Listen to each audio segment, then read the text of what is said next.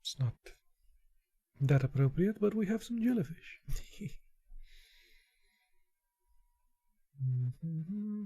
Piano. And now we have some piano without jellyfish. And we have Death Cameron. Hello. Yellow, yellow.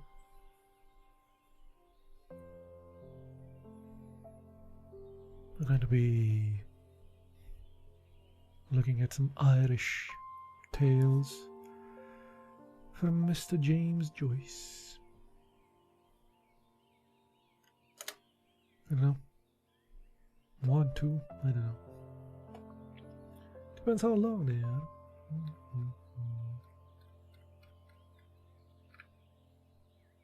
Let's start at the beginning with the sisters.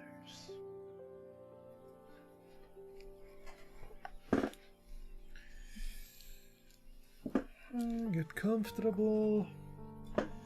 Squeak the chair a couple of times, you know.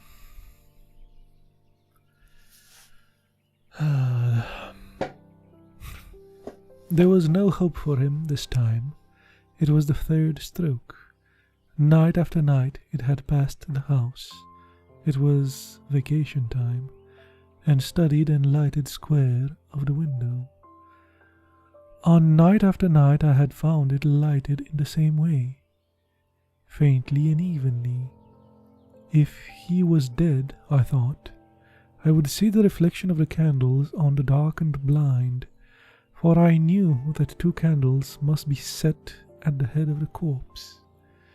He had, of course, said to me, I am not long for this world, and I had thought his words idle. Now I knew they were true. Every night as I gazed up the window, I said softly to myself the word paralysis. It had always sounded strangely in my ears, like the word gnome in Euclid and the word simony in catechism. But now it sounded to me like the name of some maleficent and sinful being. It filled me with fear, and yet I longed to be nearer to it and to look upon its deadly work. Old Cotter was sitting at the fire smoking when I came downstairs to supper, while my aunt was landing out a stirabout. What? While my aunt was ladling? Maybe? Ladling? It is a lad, though. Oh, Monsieur Fat as well. Jellyfish. I'm gonna go eat that. Go ahead and eat. Enjoy your dinner. Or lunch. I don't know. Where do you live? Yeah.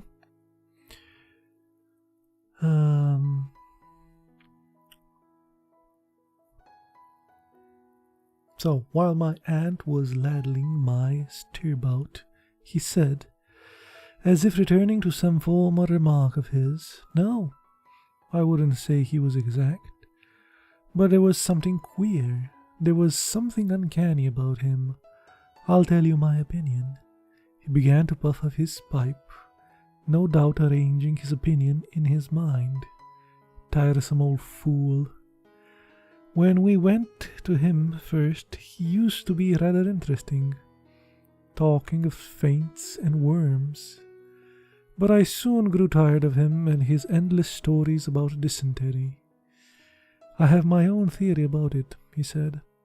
I think it was one of those peculiar cases, but it's hard to say.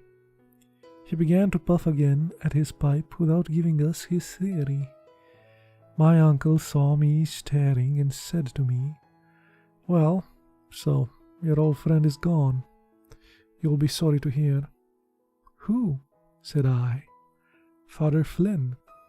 "Is he dead?" "Mr. Cotter here was just told us he was passing by his house."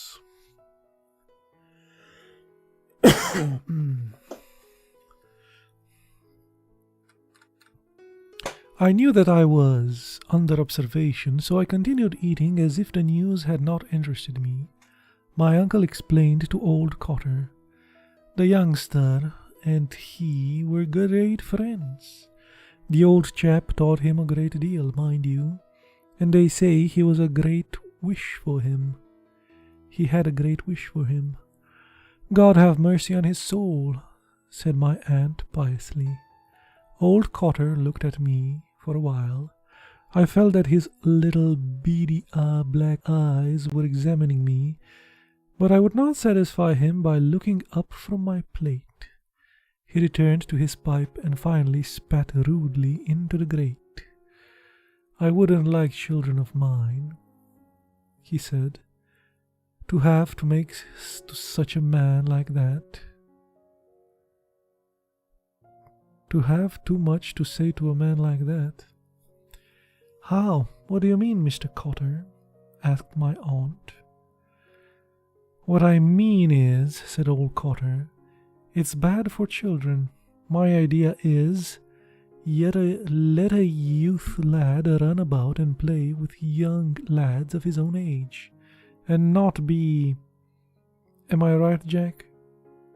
"That's my principle too," said my uncle. "Let him learn to box his corner.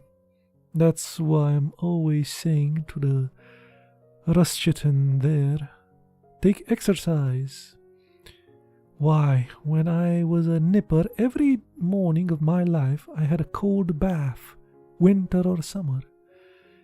And that's what stands to me now. Education is all fine and large. Mr. Cotter might take a pick of a leg of mutton," he added to my aunt. No, not for me," said old Cotter. My aunt brought the dish from the safe and put it on the table. "But why do you think it is not a good idea for children, Mr. Cotter?" she asked. "It's bad for children," said old Cotter, "because their minds are so impressionable. When children see things like that, it has an effect."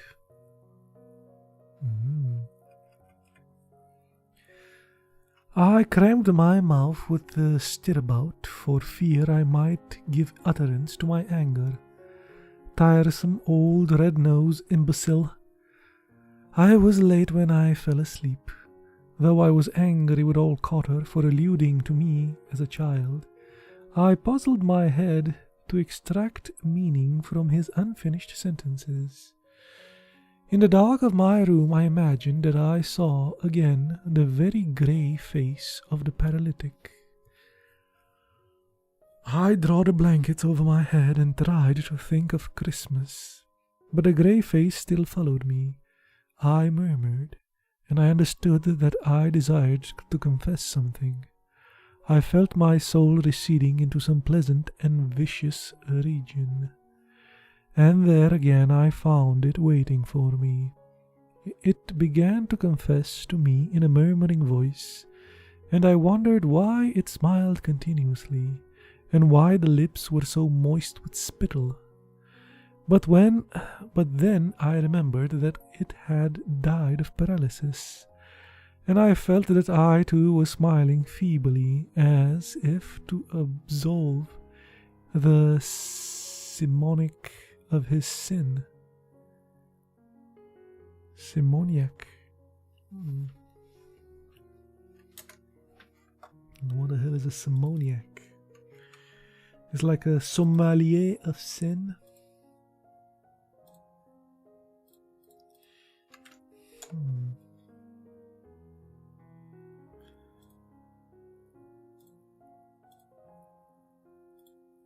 Simoniac. Person that practices simony. Okay, what the hell is simony? Simony. Simony. The making of profit out of sacred things. The sin of buying or selling ecclesiastic preferments. Oh, simony. Okay. Simony.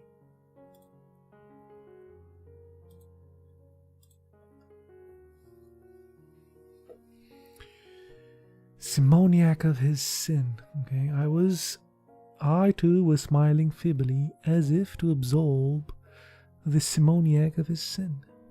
The next morning, after breakfast, I went down to look at a little house in Great Britain Street.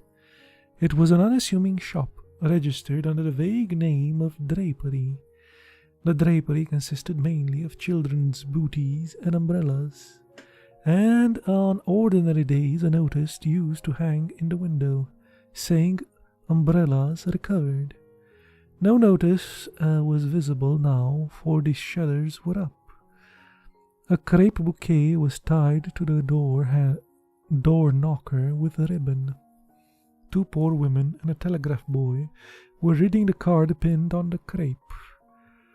I also approached and read. July 1st, 1895.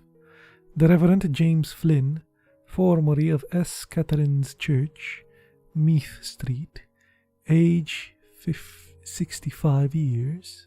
RIP. Literally RIP. The reading of the card persuaded me that he was dead, and I was disturbed to find myself at check. Had he not been dead, I would have gone into the little dark room behind the shop to find him sitting in his armchair by the fire, nearly smouldered in his grey coat. Perhaps my aunt would have given me a packet of high toast for him, and this present would have aroused him from his stupefied doze. It was always I who emptied the packet into his black snuff-box, for his hands trembled too much to allow him to do this without spitting half of the snuff about the floor.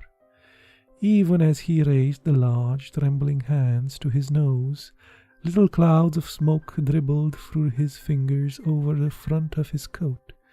It may have been these constant showers of snuff which gave his ancient priestly garments their green faded look, for the red handkerchief, blackened as it always was, with the snuff stains of a week, with which he tried to brush away the fallen grains, was quite inefficacious. I wished to go in and look at him, but I had not the courage to knock. I walked away slowly along the sunny side of the street, reading all the theatrical advertisements in the shop windows as I went. I found it strange that neither I nor the day seemed in a mourning mood, and I felt even annoyed at discovering in myself a sensation of freedom, as if I had been freed from something by his death.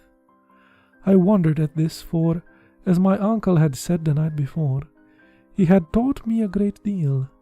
He had studied in the Irish College in Rome, and he had taught me to pronounce Latin properly.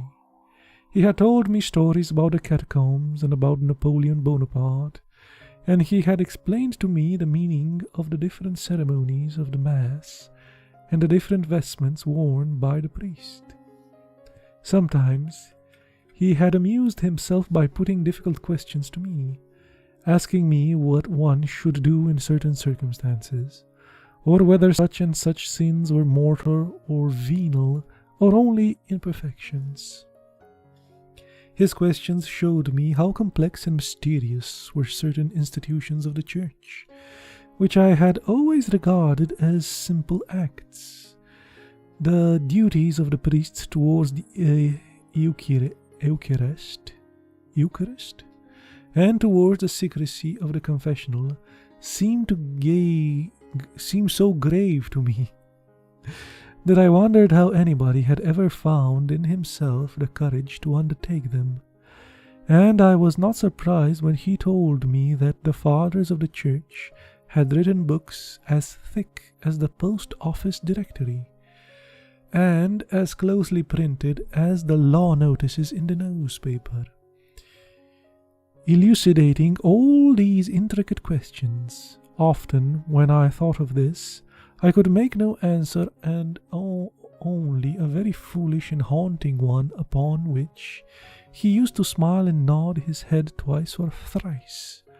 Sometimes he used to put me through the responses of the Mass, which he had made me learn by heart, and as I pattered, he used to smile passively and nod his head, now and then pushing huge pinches of snuff up each nostril alternatively.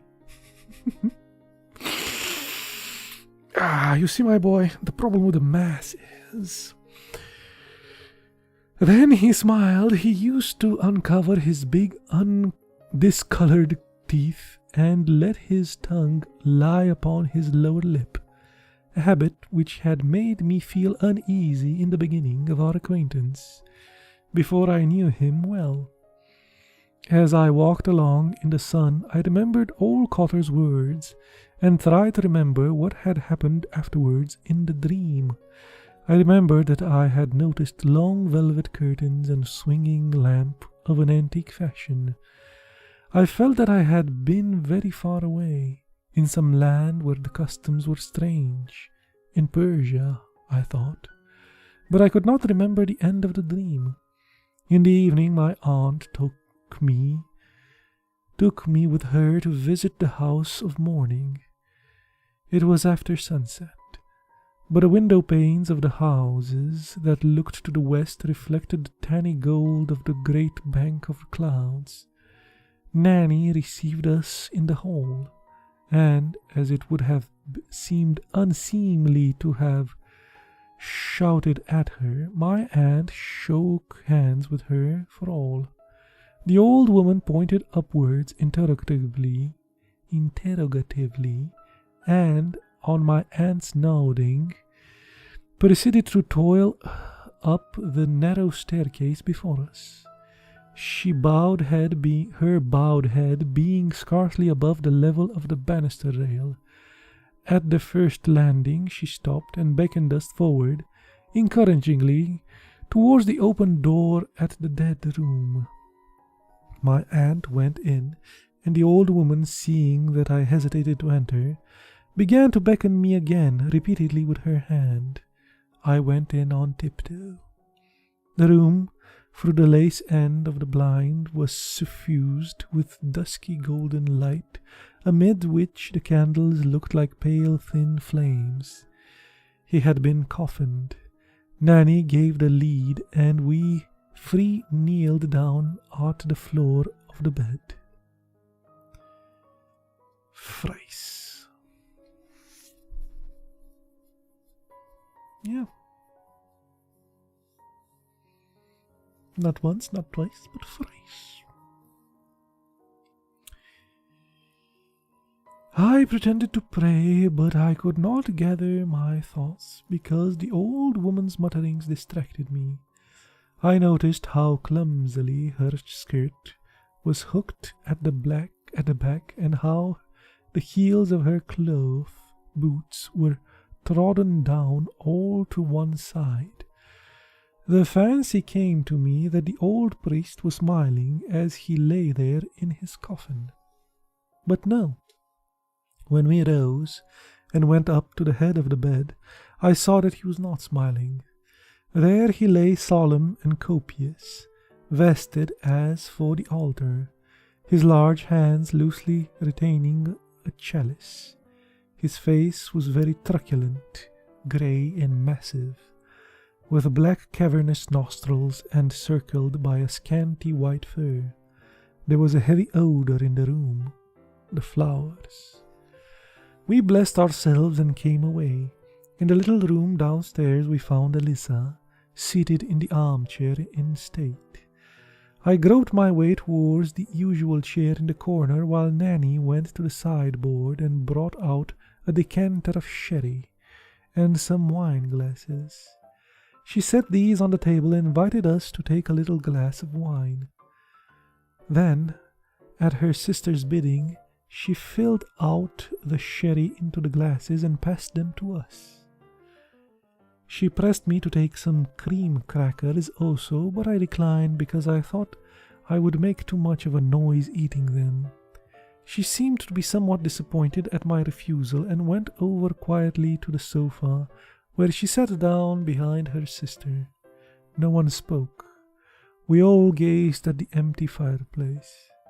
My aunt waited until Elisa sighed and then said, "Ah, well, he's gone to a better world." Elisa sighed again and bowed her head in assent.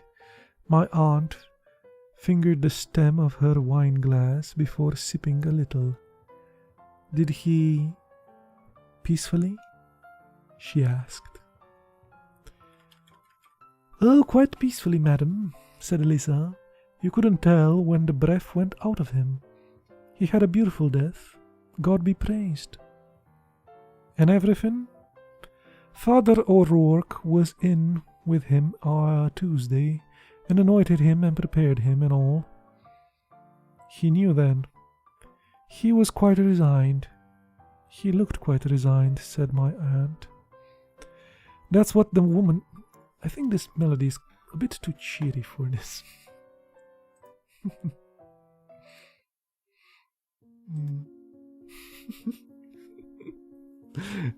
I'm sorry. It was a bit distracting.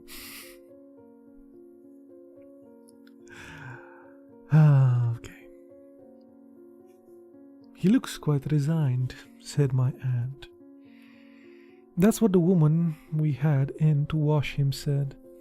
She said that he looked as if he was asleep. He looks that peaceful and resigned. No one would think he'd made such a beautiful corpse." "Yes, indeed," said my aunt. "Such a beautiful corpse. Just look at him."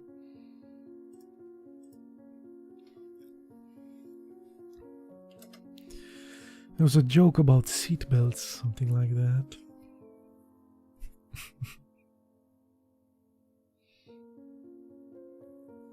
It was like two dudes go to a mortuary and one of them says, "Look at this guy. He didn't wear a seatbelt. He's a mess. You can hardly see his face. He's all mushed up. And the guy next to him, he wore a seatbelt. He looks almost like he's alive."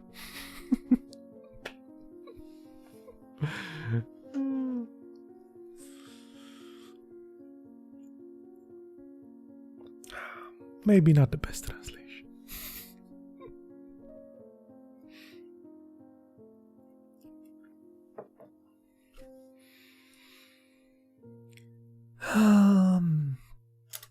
Well,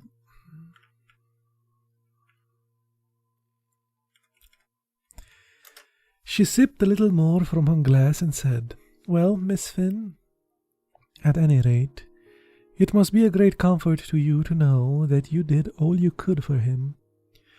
You were both kind to him, I must say." Elisabetta smoothed her dress over her knees.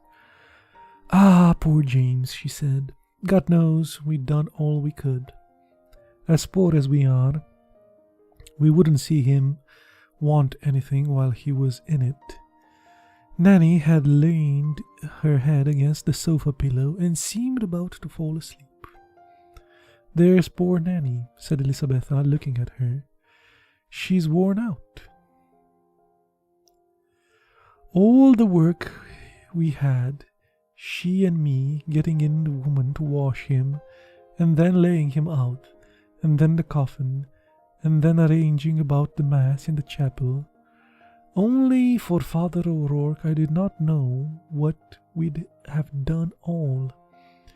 It was him that brought of them all the flowers and them 2 candles out of the chapel, and wrote out the notice from the Freeman's General, and took charge of all the papers from the cemetery, and poor James' insurance." "What's that good for him?" said my aunt. Elisabetta closed her eyes and shook her head slowly. Ah, there's no friends like the old friends, she said. When all is said and done, no friends that a body can trust. Indeed, that's true, said my aunt. And I am sure now that he's gone to his eternal reward, he won't forget you and all your kindness to him. Ah, poor James, said Eliza. He was no great trouble to us. You wouldn't hear him in the house any more than now. Still, I know he's gone, and all that. It's when it's all over that you will miss him, said my aunt. I know that, said Eliza. I won't be bringing him in his cup of beef tea for any more, nor you, ma'am, sending him his snuff. Ah, poor James. She stopped, as if she were commuting to the past, when she said shrewdly, Mind you, I noticed there was something queer coming over him lately. Whether I'd bring in his soup to him, there I find him with his bravery fallen to the floor, lying back in the chair and his mouth open. She laid a finger against her nose and frowned. Then she continued. But still, all he kept on saying that before the summer was over, he'd go out for a drive one fine day, just to see the old house again, where we were all born down in Irishtown, and take me and Nanny with him. If we could get one of them new-fangled carriages, and that makes no noise, that Father O'Rourke told him about, then the rheumatic wheels, for the day cheap, he said, at Johnny's Rush over the way there, and drive out the three of us together on a Sunday evening. He had his mind set on that, poor James. The Lord have mercy on his soul, said my aunt. Elisa took out her handkerchief and wiped her eyes with it. Then she put it back again in her pocket and gazed into the empty grate for some time without speaking. He was too scrupulous, anyways, she said. The duties of the priesthood was too much for him. And then his life was, you might say, crossed. Yes, said my aunt. He was a disappointed man. You could see that. A silence took possession of the little room, and under cover of it I approached the table and tasted my sherry, and then returned quietly to my chair in the corner. Elisa seemed to have fallen into a deep reverie. We waited respectfully for her to break the silence, and after a long pause she said slowly, It was that chalice he broke. That was the beginning of it. Of course they say it was all right, that it contained nothing, but still, they say it was the boy's fault. But poor James was so nervous. God be merciful to him. Oh, Jesus. Mr. Cam wrote something.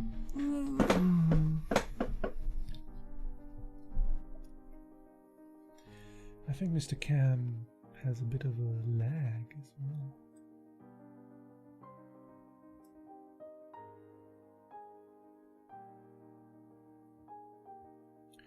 We had to wear fire-resistant jumpsuits at some work sites, back when I worked on drill well sites. We always joke that the reason we wear jumpsuits is if one of the mines or refineries caught on fire and exploded, then they would know how many casualties there were by counting the suits. Jesus. That's dark, man. That's dark, man.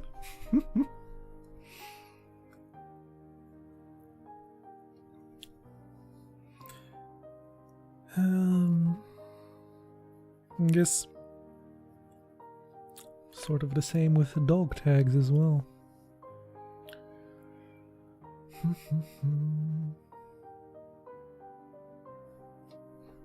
I never knew, but I saw some Romanian dog tags, and I never knew they wrote your religion on them.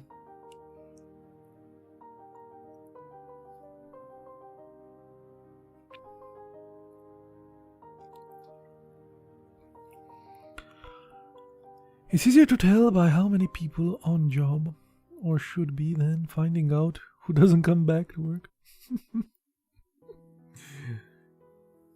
I know how they do it in the mines here.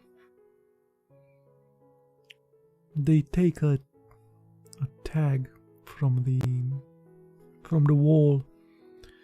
If the mine collapses, they know whose tag was it, you know. That's in the mine.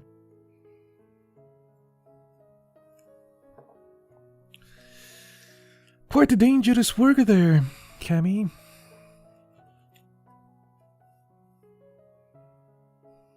Hunting for megalodons is dangerous work.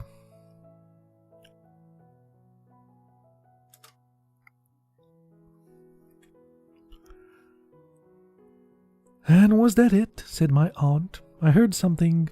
Eliza nodded. That affected his mind, she said. After that, he began to mope by himself, talking to no one and wandering about by himself. So one night he was waited for to go on a call, and they couldn't find him anywhere. They looked high and low, and still they couldn't see a sight of him anywhere. So when the clerk suggested to try the chapel, so then they got the keys and opened the chapel, and the clerk and the Father O'Rourke and another priest that was there brought in a light to look for him. And what do you think? But there he was, sitting up by himself in the dark in the confession box, wide awake and laughing softly to himself.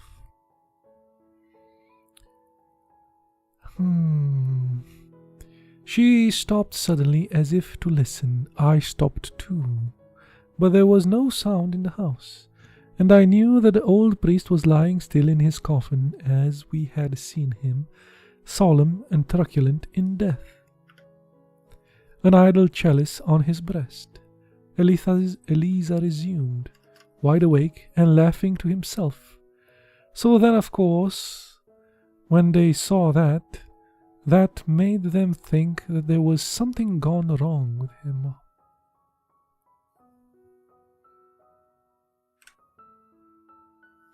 And I guess that is a that is a short story. A little snippet of death. Lovely.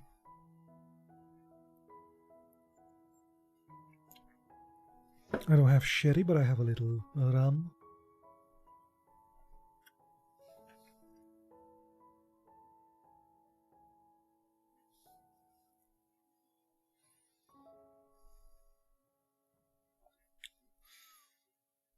That was short. McGee would be proud.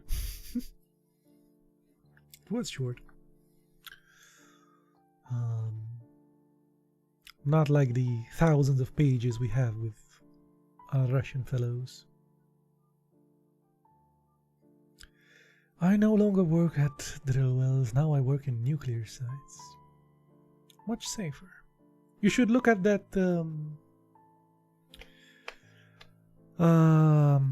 what's that? Chernobyl. Yeah, look at that show on HBO.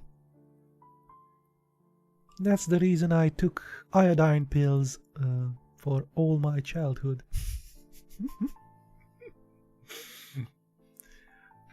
Not the show itself, but you know, the incident.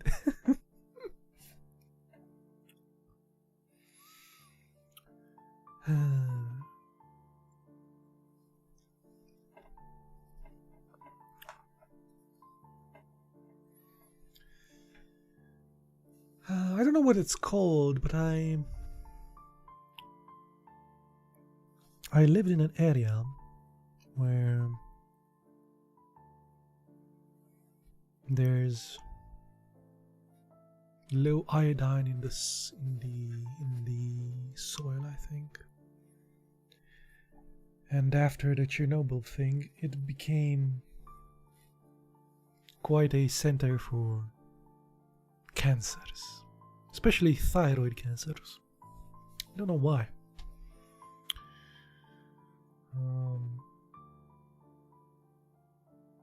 So two of my colleagues at work had thyroid cancer, and my father also had thyroid cancer as well. I don't know what sort of thyroid, but yeah. Good old Chernobyl.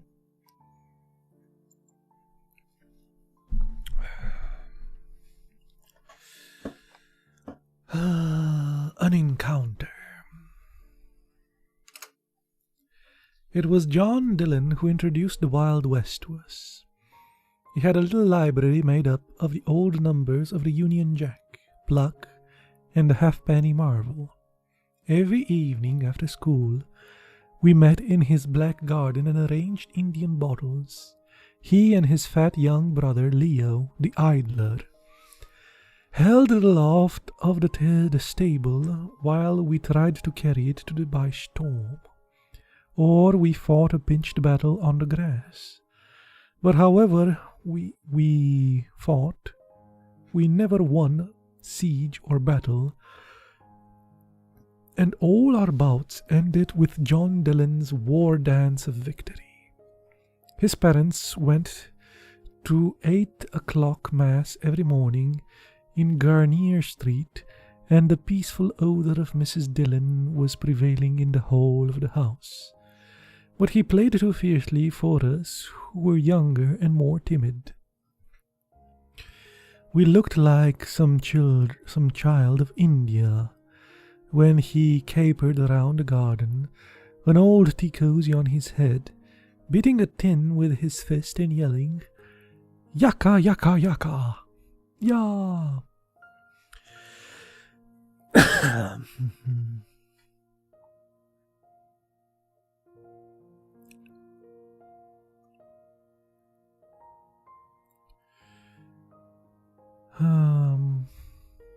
Never seen the show. Always wanted to go there. To Pripyat? Ugh. I don't know, man.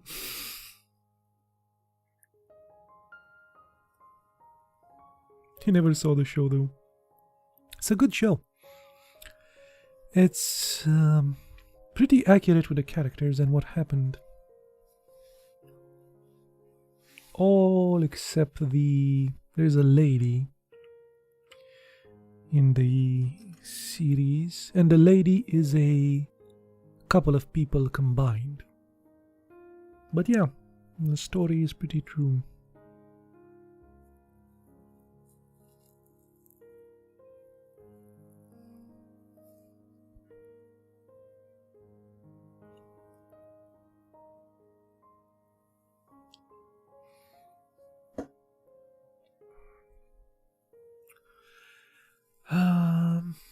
So Chernobyl is in the Ukraine, and Romania has a border with the Ukraine.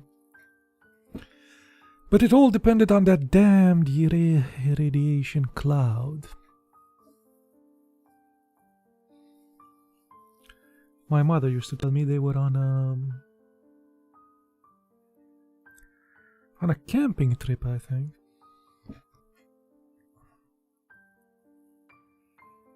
I was 1 or 2 years old, I think, something like that. And they were camping when the news hit that you should stay inside and close your windows, not let any dust in your house. Then they spilled all the milk, I think. They weren't allowed to drink milk for a couple of years, maybe? Because the cows ate the grass that it was irradiated from The radiation cloud. Yeah. And apparently it's transmitted through milk. Which is weird. Yeah.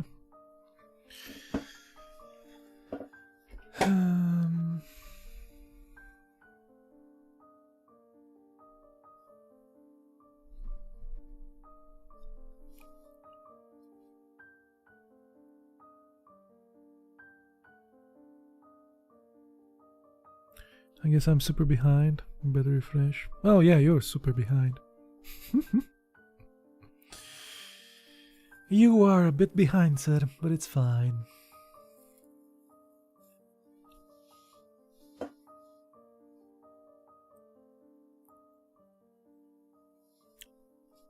Seems odd. Seems more like the beef would be the bad. No, the milk, man. You couldn't drink the milk, apparently. And, yeah. Wash everything properly. Stuff like that.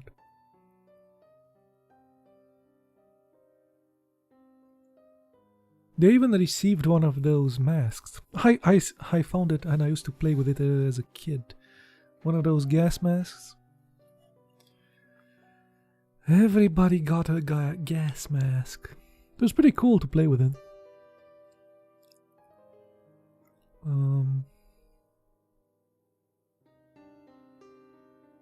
After the revolution, all the kids used to play with gas masks out in the street. Come to think of it, it kind of looked a bit apocalyptic and stuff, but we had some fun.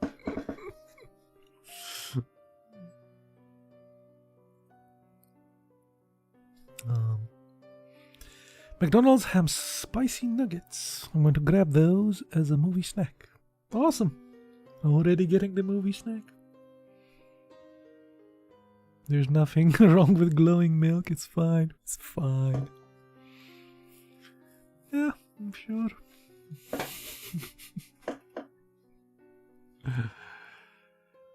Oh, don't get me started on you people. Don't you people have lead pipes and stuff? Cryptosporidium in your water? Eh. What was that?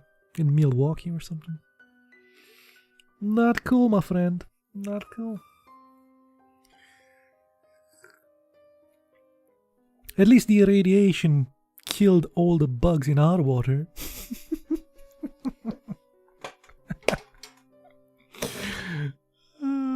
Well, this was quite the tangent. Let me continue. Everyone was incredulous when it was reported that he had a vacation for the priesthood. Nevertheless, it was true. A spirit of unruliness diffused itself among us, and under its influence, differences of culture and constitution were waived. We banded ourselves together, some boldly, some in jest, and some almost in fear. And of the number of these latter, the reluctant Indians who were afraid to seem studious or lacking in robustness, I was one. The adventures related in literature to the Wild West were remote by my nature, but at least they opened doors of escape. I liked better some American detective stories which were traversed from time to time by unkempt, fierce, and beautiful girls. Though there was nothing wrong in these stories, and though their intention was sometimes literary, they were circulated secretly at school. One day, when Father Butter was hearing the 4 pages of the Roman history clumsily, Leo Dilton was discovered with a copy of the Halfpenny Marvel. This page or this page? This page? Now, Dilton, up! Hardy had the day. Go on. What day? Hardy had the day dawned. Have you studied it? What have you there in your pocket? Everyone's heart palpitated as Leo Dylan, I guess, Dillon, I made him French, Leo Dillon handed up the paper, and everyone assumed an innocent face. Father Butter turned over the pages, frowning. "What is this rubbish?" he said. "The Apache chief? Is this what you read instead of studying your Roman history? Let me not find any more of this wretched stuff in the college. The man who wrote it, I suppose, was some wretched fellow who writes these things for drink. I'm surprised at you boys, educated, reading stuff like this. I could understand if you were national school boys. Now, Dillon, I advise you strongly, get at your work or..." This rebuke during the sober hours of school paled much of the glory of the Wild West for me, and the confused petty face of Leo Dillon awoke one of my consciousness. But when the restrained influence of school was at a distance, I began to hunger again for wild sensations, for the escape which those chronicles of disorder one seemed to offer me. The mimic war face of the evening became at last as worrisome to me as the routine of school in the morning, because I wanted real adventures to happen to myself. But real adventures, I reflected, do not happen to people who remain at home. They must be sought abroad. The summer holidays were near at hand when I made up my mind to break out of the weariness of school life, for one day at least, with Leo Dilton and a boy named I almost said Mahogany. Mahoney. And a boy called Mahogany. I played a day's mincing. Each of us saved up 6 pence. We were to meet at 10 in the morning on the canal bridge. Mahoney's big sister was to write an excuse for him, and Leo Dillon was to tell his brother to say that he was sick. We arranged to go on along the raft road until we came to the ships, then to cross into the ferry boat and walk out to see the pigeon house. Leo Dillon was afraid we might meet Father Butter or someone out of the college. But Mahoney asked, very sensibly, what would Father Butter be doing out at the pigeon house? We were reassured, and I brought the first stage of the plot to an end by collecting 6 pence from the 2 others, at the same time showing them my own 6 pence. Does Romania have spicy nuggets? I have no idea. They got nuggets with tiny capes.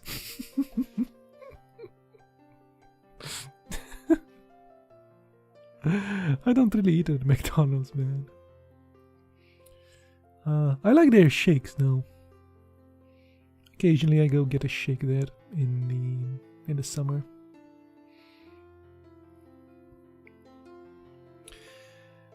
When we are making the last arrangements on the eve, we were all vaguely excited. We shook hands, laughing, and Mahoney said, "Till tomorrow, mates." That night I slept badly. In the morning I was first comer to the bridge, as I lived nearest. I hid my books in the long grass near the ash pit at the end of the garden, where nobody ever came, and hurried along the canal bank. I was a mild sunny morning in the first week of June. I sat up on the coping of the bridge, admiring my frail canvas shoes, which I had diligently pipe-cleared overnight, and watched the docile horses pulling a tram-load of business people up the hill. All the branches of the trees which lined the mall were grey, with little light green leaves, and sunlight slanted through them on the water. The granite stone of the bridge was beginning to be warm, and I began to pat it with my hands in time to an air in my head. I was very happy. You need spicy chickens first.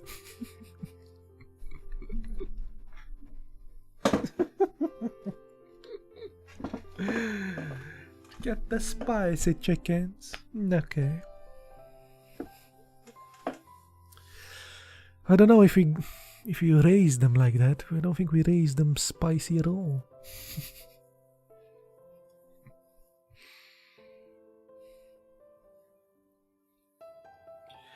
When I had been sitting there for 5 or 10 minutes, I saw Mahoney's grey suit approaching. He came up the hill, smiling, clambered up beside me on the bridge. While we were waiting, he brought up the catapult which bulged from his inner pocket, and explained some improvements which he had made to it. I asked him why he brought it, and he told me he brought it to have some gas with the birds. Mahoney used slang freely, and spoke of Father Butter and as Old Bunser. We waited on for a quarter of an hour more, but still there was no sign of Léon Dillon. Mahoney at last jumped down and said, "Come along." I knew Fatty's funked it. "And his sixpence?" I said. "That's forfeit," said Mahoney, "and so much the better for us. A bob and a tanner instead of a bob." He walked along the North Strand Road until we came to the Vitriol Walks, and then turned to the right amongst the Wharf Road. Mahoney began to play the Indian as soon as we were out of the public sight. He chased the crow and the ragged girls, brandished his unloaded catapult, and when the 2 ragged boys began, out of chivalry, to fling stones at us, he proposed that we should charge them. I objected that the boys were too small, and so we walked on, the ragged troop screaming after us, "Slanderers! Slanderers!" thinking that we were Protestants because of Mahoney, who was dark-complexioned. Ooh, Protestants.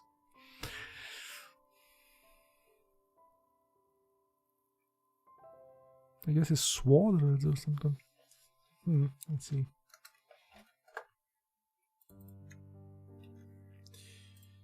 Not good to be a Protestant in Ireland. It's not in the dictionary. Lol. That word is not in the dictionary. Okay, maybe Google can... Swaddlers. Swaddlers. Swaddlers.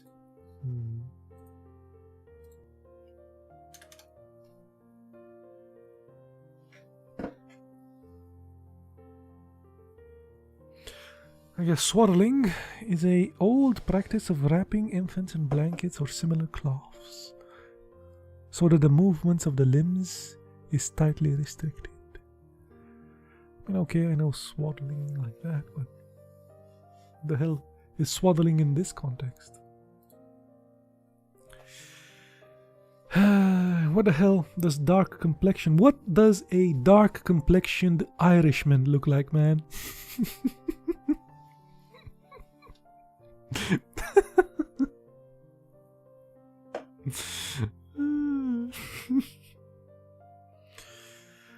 A dark complexioned Irishman. Okay. Wore the silver badge of a cricket club in his cap. When we came to the soothing iron, we arranged a siege, but it was a failure because you must have at least 3. We revenged ourselves on Leo Dillon by saying what a funk he was on guessing how many he would get at 3 o'clock from Mrs. Ryan. We came then near the river. We spent a long time walking about the noisy streets, flanked by the high stone walls, watching the working cranes and engines, and often being shouted at for our immobility by the drivers and our groaning carts.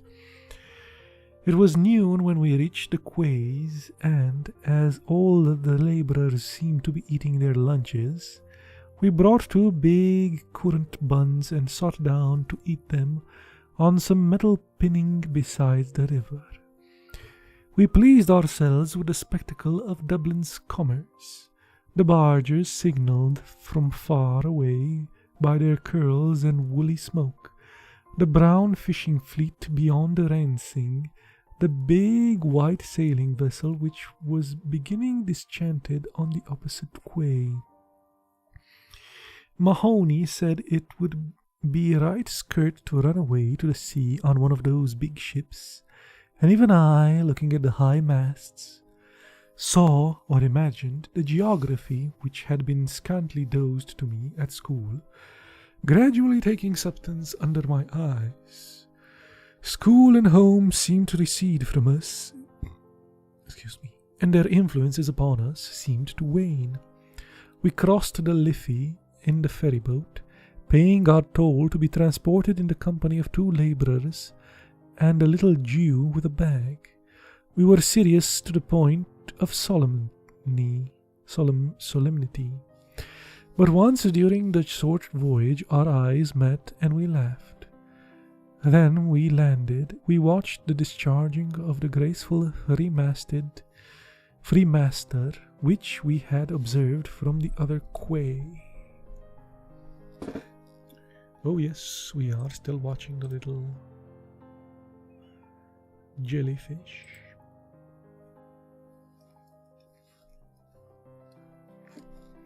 Isn't it curious that some of them are... It looks like some of them are lighted.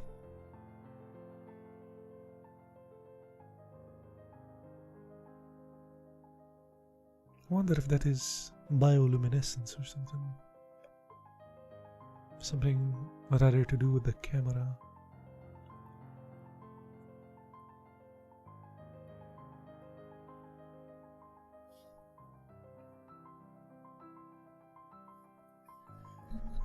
Some bystanders said that she was a Norwegian vessel.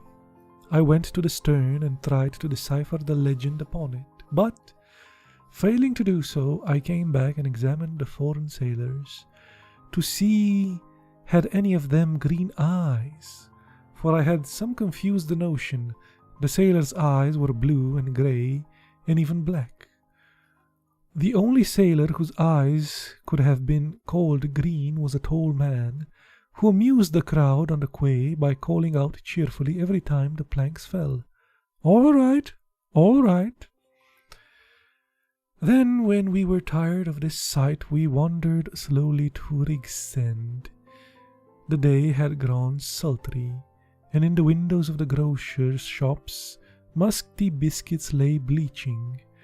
We bought some biscuits and chocolate, which we ate studiously, and we wandered through the squalid streets where the families of the fishermen lived. We could find no dairy, so we went into a butcher's shop and bought a bottle of raspberry lemonade each. Not bad, raspberry lemonade.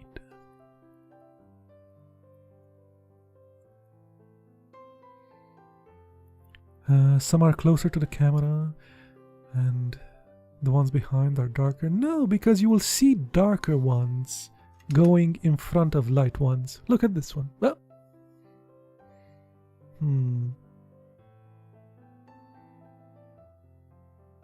There are some dark ones in front of the light ones as well.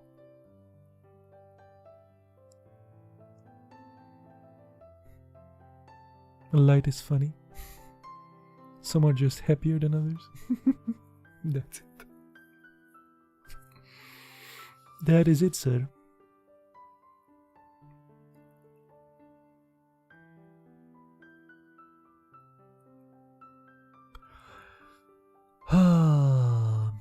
Where was he? Yeah, raspberry lemonade. That sounds refreshing. Refreshed by this. Well, there you go. Mahoney chased a cat down a lane, but the cat escaped into a wide field. We both felt rather tired, and when we reached the field, we made at once for a sloping bank over the ridge of which we could see the daughter. It was too late, and we were too tired to carry out our project of visiting the pigeon house. We had to be home before 4 o'clock, lest our adventure should be discovered. Mahoney looked regretfully at his catapult, and I had to suggest going home by train before he regained any cheerfulness. The sun went in behind some clouds and left us out jarred thoughts and crumbs of our provisions. There was nobody but ourselves in the field. When we had lain on the bank for some time without speaking, I saw a man approach from the far end of the field. I watched him lazily as I chewed one of these green stems on which girls tell fortunes.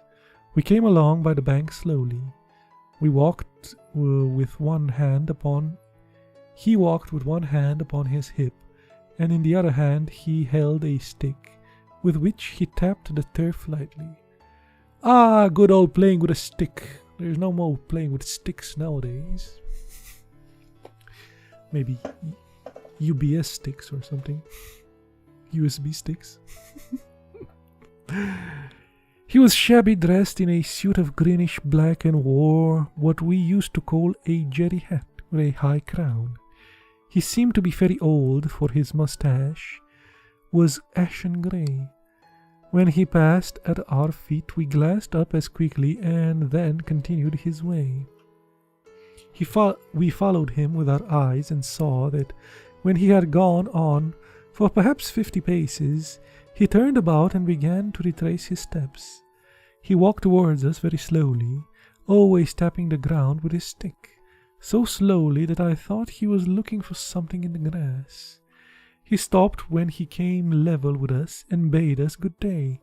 We answered him, and he sat down beside us on the slope slowly with his great care.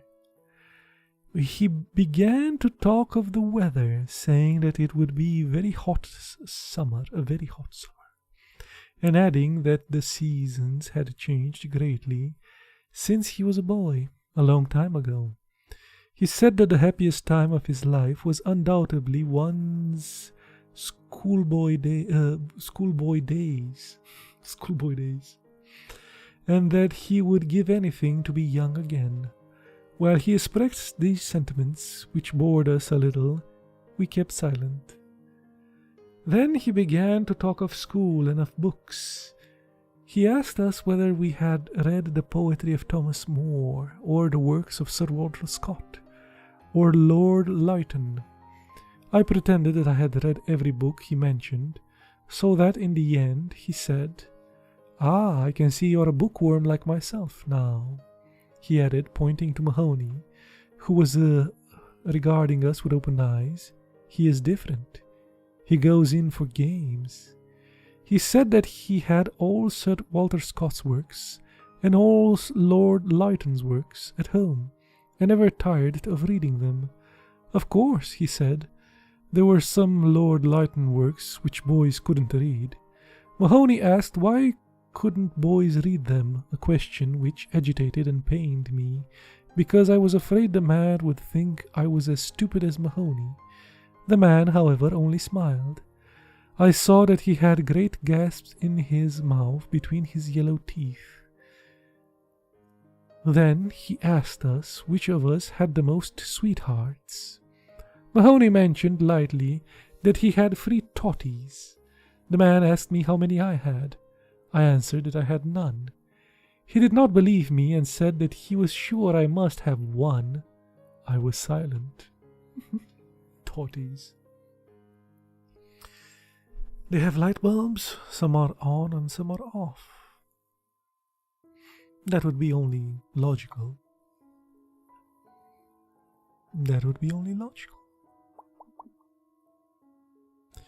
Be back in about 15 or 20. Okay, sir. No problem.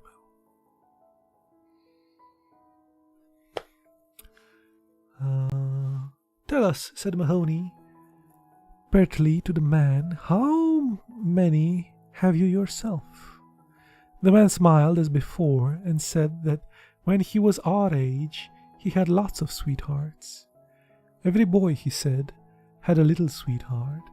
His attitude on this point struck me as strangely liberal in a man of his age. In my heart I thought that he said about boys and sweethearts was reasonable, but I disliked the words in his mouth, and I wondered why he shivered once or twice, as if he feared something or felt a sudden chill. As he proceeded, I noticed that his accent was good. He began to speak to us about girls, saying that nice soft hair they had, and how soft their hands were, and how all girls were not so good as they seemed to be, if one only knew. Naughty, naughty girls. There was nothing he liked, he said, so much as looking at a nice young girl. Oh boy. At her knees, and at her nice white hands and her beautiful soft hair. He gave me the impression that he was repeating something which he had learned by heart, or that, magnetized by some words of his own speech, his own mind was slowly circling round and round in some same orbit. At times he spoke as if he were simply alluding to some fact that everybody knew, and at times he lowered his voice and spoke mysteriously, as if he were telling us something secret which he did not wish others to overhear. He repeated his phrases over and over again, varying them and surrounding them with his monotonous voice. I continued to gaze towards the foot of the slope, listening to him. After a long while his monologue paused. He stood up slowly, saying that he had to leave us for a minute or so, a few minutes, and without changing the direction of my gaze, I saw him walking slowly away from us towards the near of the field. We remained silent when he was gone. After a silence of a few minutes, I heard Mahoney exclaim, "I say, look what he's doing." As I neither answered nor raised my eyes, Mahoney explained again. "I say, he's a queer old josser." In case he asked us for our names, I said, "Let you be Murphy and I'll be Smith." We said nothing further to each other. I was still considering whether I would go away or not when the man came back and sat down beside us again. Hardly had he sat down when Mahoney, catching sight of the cat which had escaped him, sprang up and pursued her across the field. The man and I watched the chase. The cat escaped once more, and Mahoney began to throw stones at the wall she had escalated. Detesting from this, he began to wander about the far end of the field aimlessly. After an interval, the man spoke to me. He said that my friend was a very rough boy, and asked did he get whipped often at school. I was going to reply indignantly that we were not national schoolboys to be whipped, as he called it, but I remained silent. He began to speak on the subject of chastising boys. His mind, as if magnetized again by his speech, seemed to circle slowly around and around in his new center. He said that when boys were that kind, they ought to be whipped and well whipped. When a boy was rough and unruly, there was nothing would do him any good but a good sound whipping. Jesus. A slap on the hand or a box on the ear was not good. Jesus, a box on the ear? That's not good. Have you ever get hit on the ear, man? It's horrible. I was surprised at this sentiment and involuntarily glanced at his face. As I did so, I met the gaze of a pair of bottle-green eyes peering at me from under a twitching forehead. I turned my eyes away again. The man continued his monologue. He seemed to have forgotten his recent liberalism.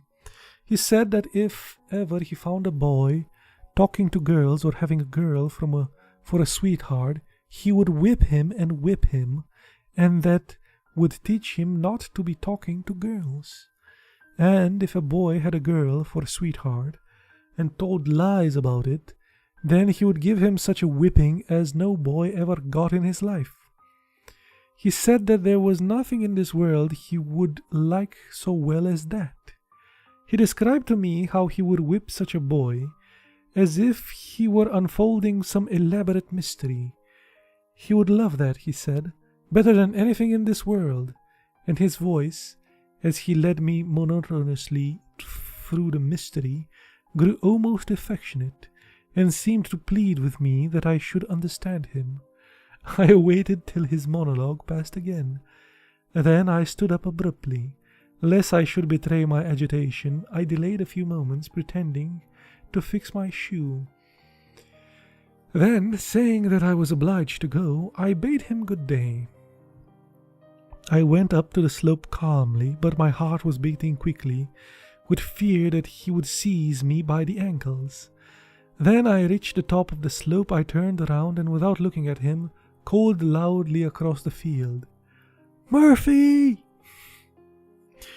My voice had an accent of forced bravery in it, and I was ashamed of my paltry stratagem. I had to call the name again before Murphy saw me and hallooed in answer. How my heart beat as he came running across the field to me. He ran as if to bring me aid, and I was penitent, for in my heart I had always despised him a little. And with that we end another story. What a creepy old dude. That was going somewhere strangely.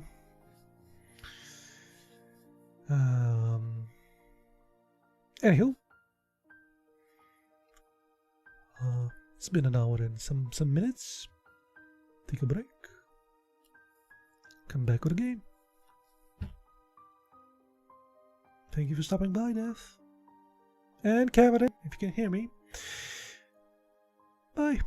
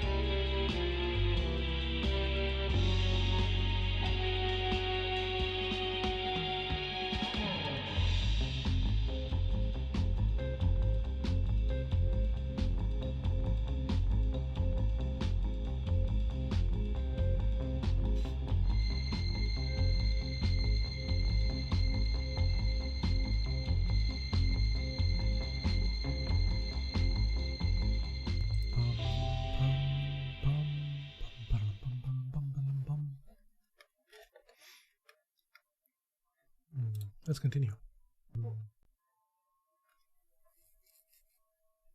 Oh no, it's dark. I had a sponge in my hand for some reason. I throw the sponge. Okay.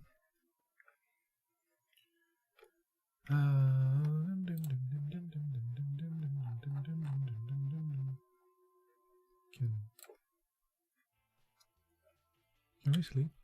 Can't sleep yet.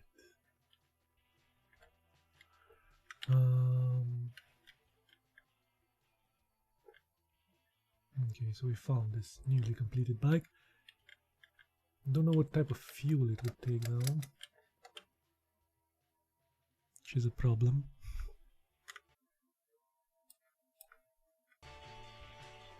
There we go. Well, there's only one here. Ah.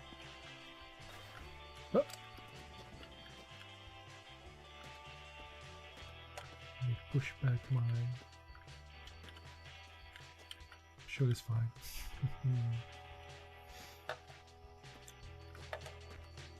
Anyway, I was thinking of changing the wheels.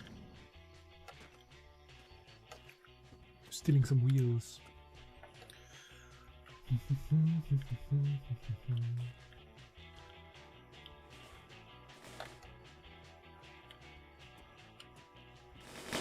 Well, can get through the door.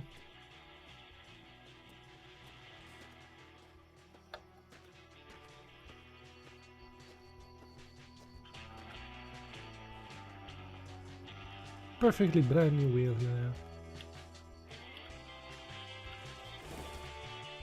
Rusty wheel, brand new wheel in. There we go. Put the cap back.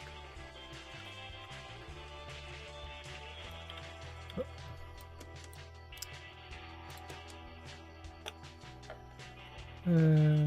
Can I?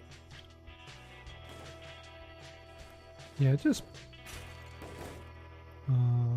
How do I rotate it? There we go. Just be in there. That's fine. Oh.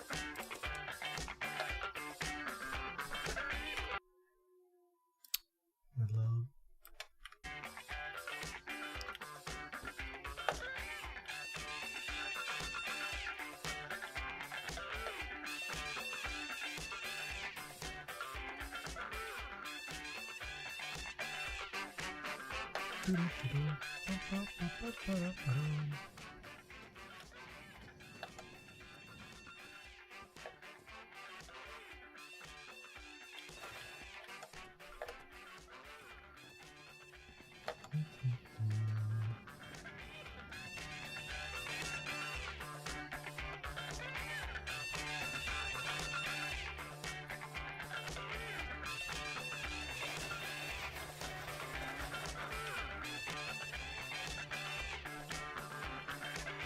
Yep, focus.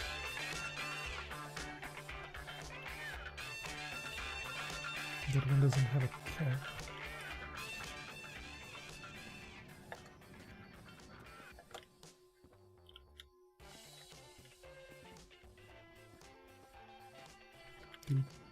There we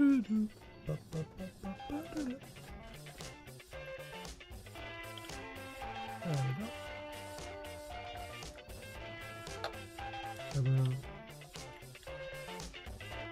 I guess we could change this one as well. That's showing. Oh.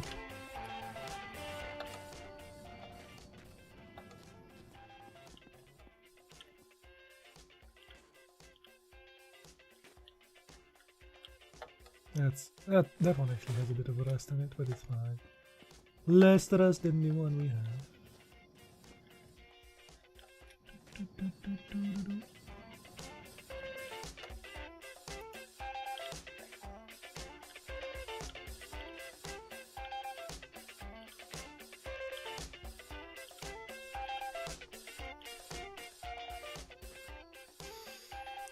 Not that much fuel though.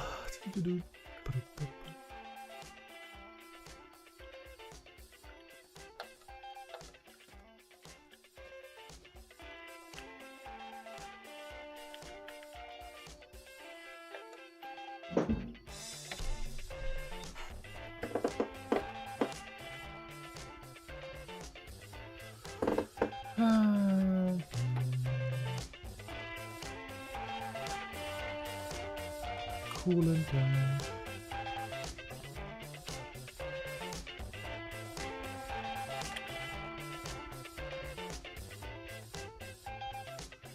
No, it's funny. I could actually take off the engine. Could try that.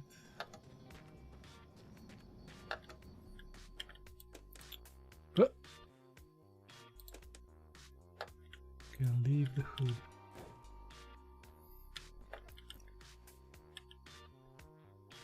Coolant is emptying. The oil is emptying. Well, let me see if I can finagle it out. There we go. Yep, I think you could take the motor. That's awesome.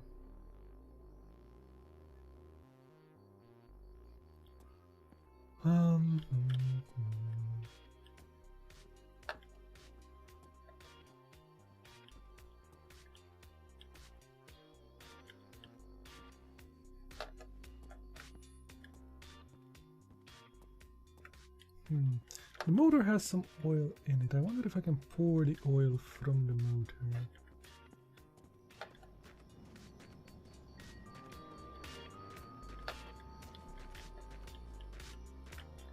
In one of our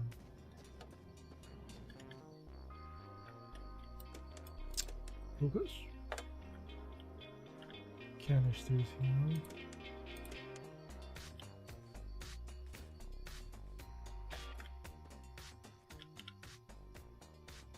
This one is empty, which is perfect.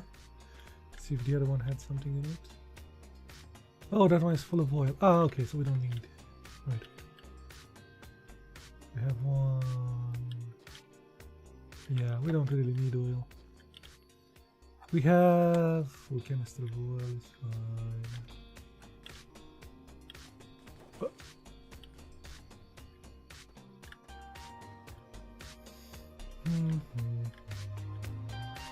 Unless we find something else.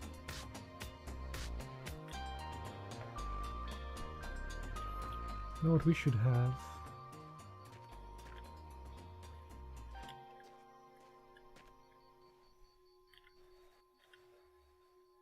Am I missing a door?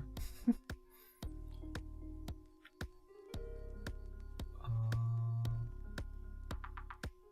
think I am. Just put the door back.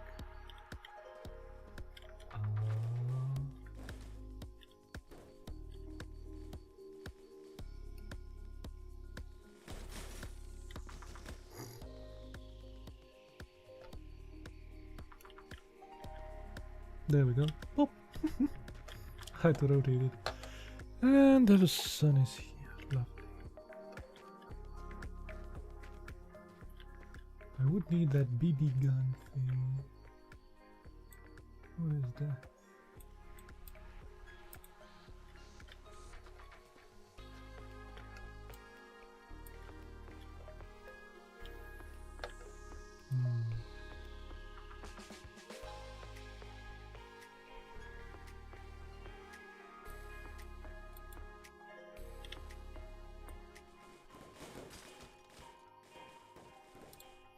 Ah, okay, I think I get it. You should put the smaller items in the hood compartment over there, if you have that. So you don't lose them around, because I can't see them. Still have my sword, which is nice.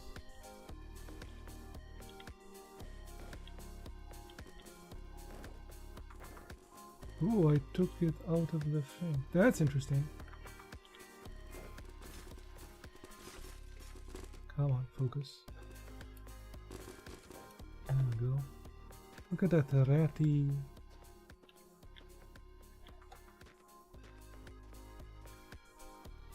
I wonder if that is better. Yeah, that is better. Cool.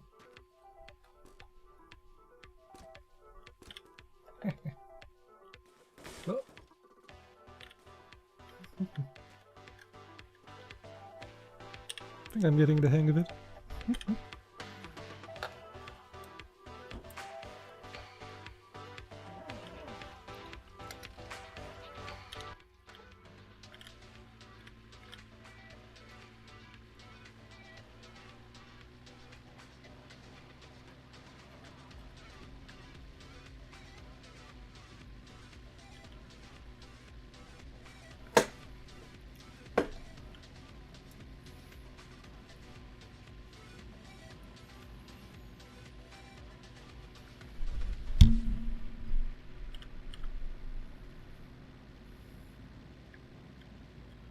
On the road again. Hopefully we can find some fuel again.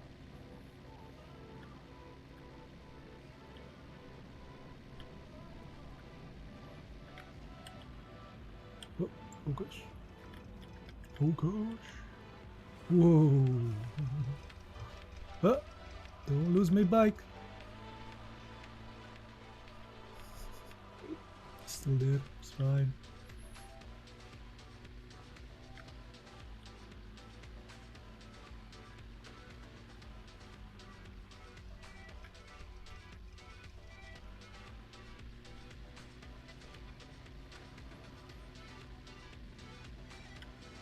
I wonder if there is any way to strap it on or something.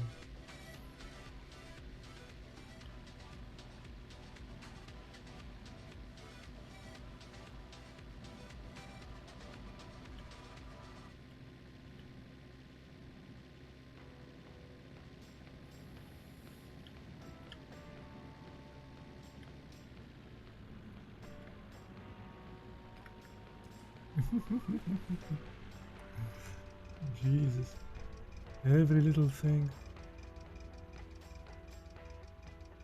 Even the slightest.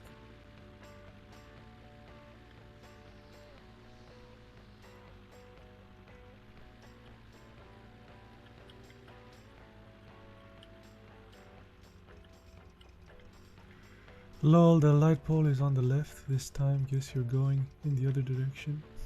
We'll see. I've seen it You're right though.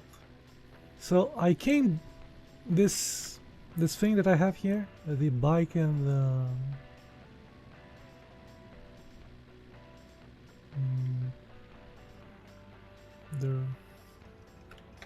thing in the back. They respawned, I guess, on one of the sites.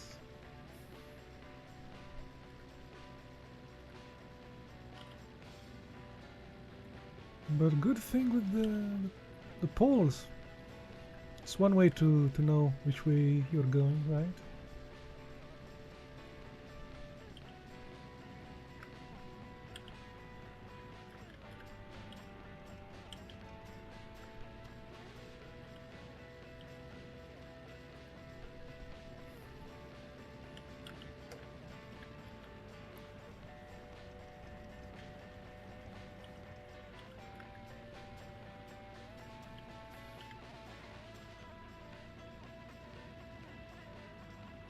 Let's see if we find the first house then.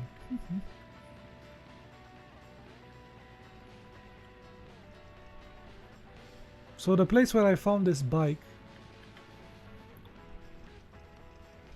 there was a bike before, but it was without an engine and without the wheels and stuff, and it was somewhere on top of a building. When I came back to the building, it was...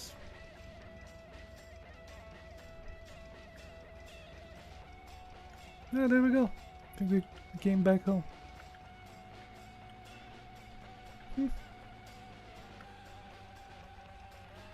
Because the end roads, the end roads here, the road ends here.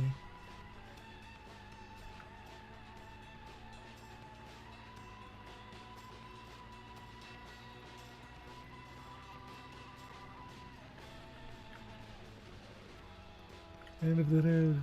Yeah, this is where I began.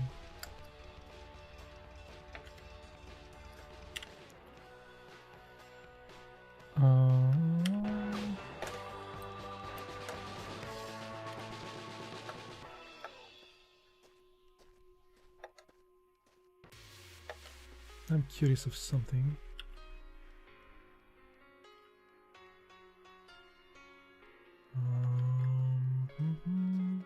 Yo!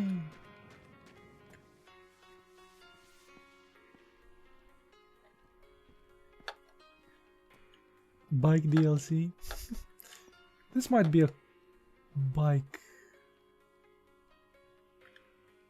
It's a crank. Oh, I think I know what this is. E plus mouse to crank it.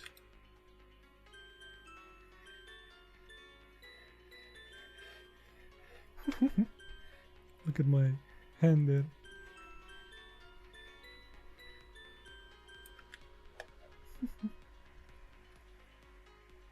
And if we turn this on, can I can turn this thing on as well. Boop boop. Nothing on the screen.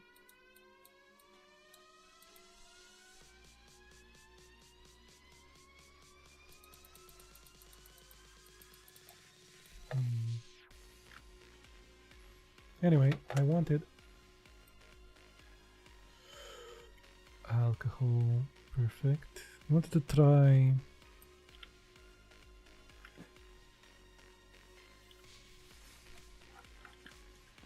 to see if the thing works with alcohol. My bike.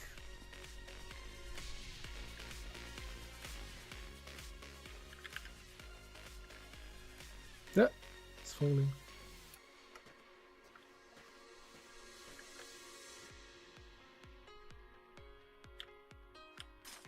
Oh, threw it in the thing. Can I? Let me see.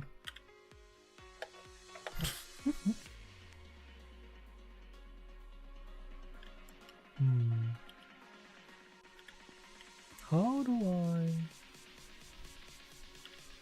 So I pick it up.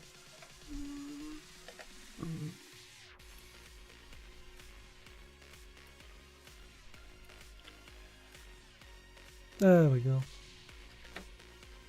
Oh, and you could actually pedal on this one. You don't even need. But it has fuel. I want to know if it works on the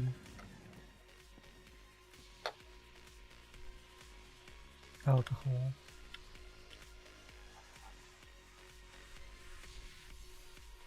What? It's too heavy or something? Don't know what that sign means.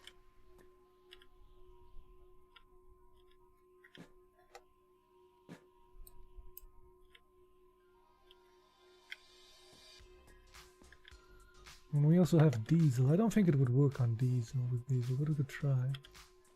Can move the diesel now. Diesel bike.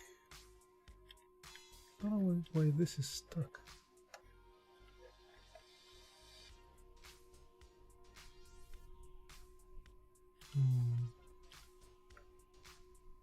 How would I get alcohol out of this?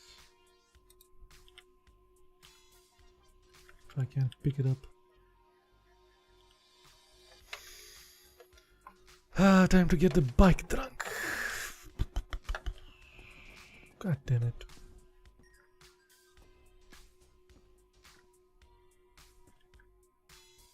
This thing has oil. Plenty of oil.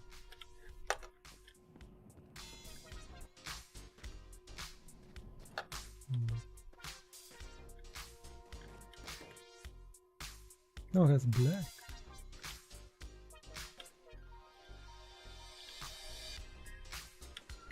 There we go.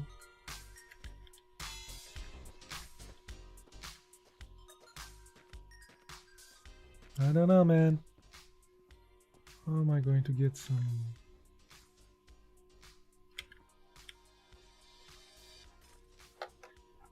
Hopefully we'll do better with this one.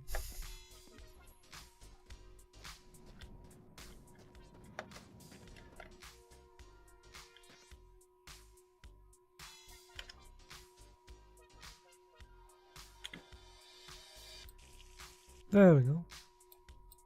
That's about all the fuel we have on this. Okay, let's see. Oh.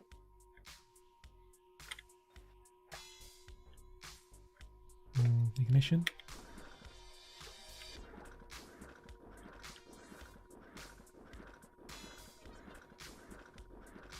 Maybe not.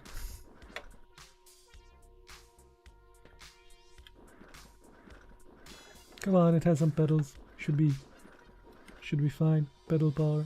Oh right, I have my stem there. There we go. I don't think it works with the... Whoop.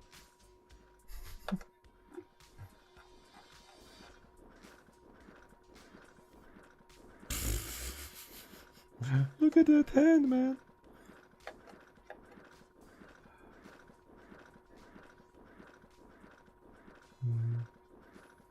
I guess not.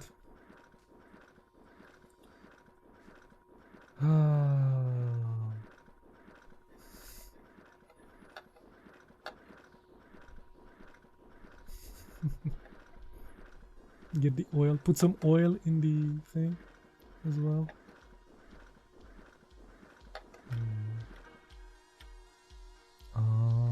Put the thing.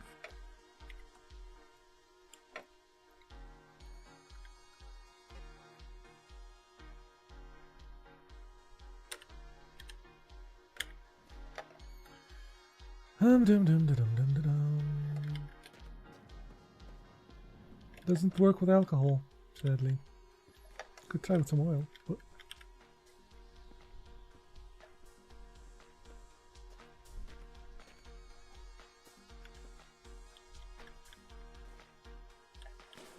well.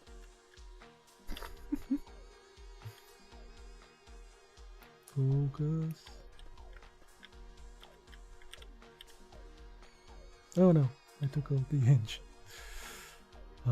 Pick it up. Rotate it. If you can manage to do that. Gently on the ground. There we go. Open the thing. Open this thing.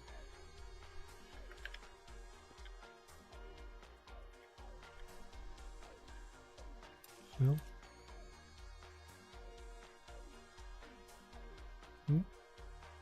Showed me something.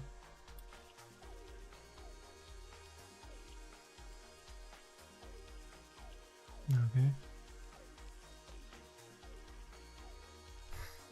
This is not going to work.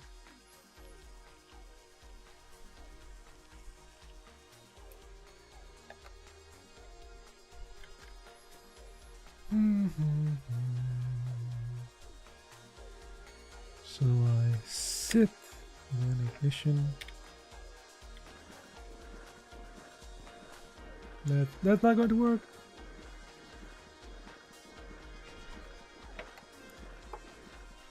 That is not going to work.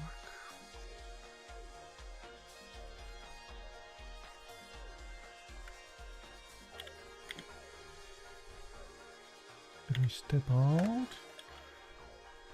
If I... let me pick it up. If I... maybe it'll pour out. It will pour out! Oh, that's just perfect. There we go, every last drop.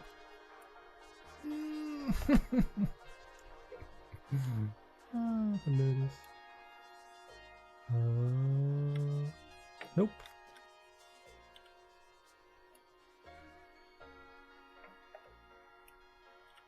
The tank is empty. Okay. Let's try it with only oil.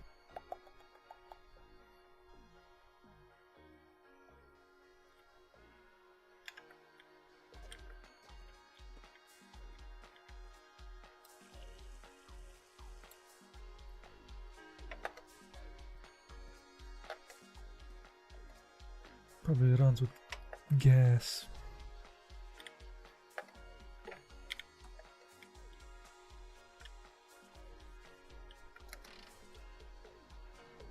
Nothing.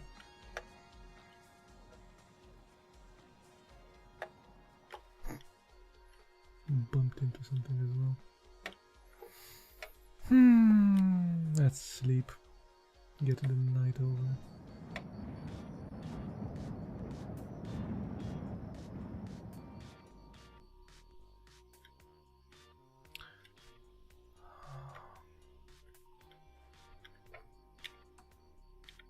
Yep, nothing with the oil.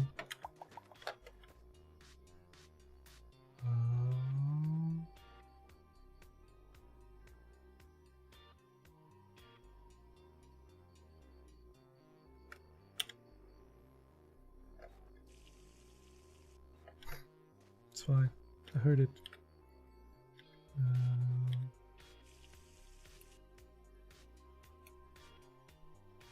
Good. We also have some diesel, but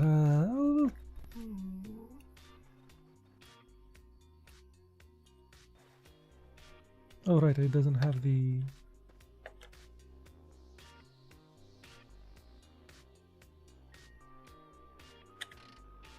Yeah, that thing.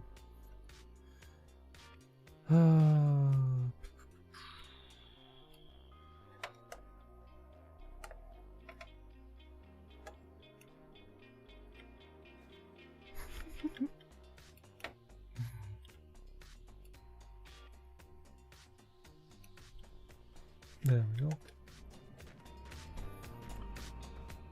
We'll see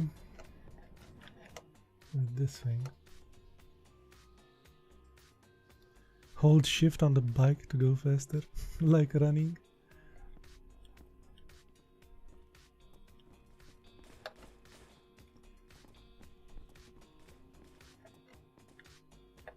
Come on.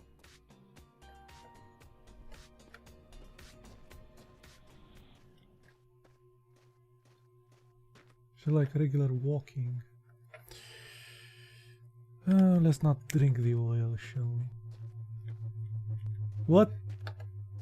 Aliens? What the hell? Did you see that? Where's my...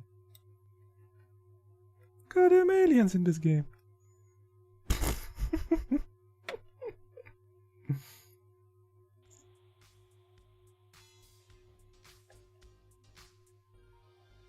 Well, there you go.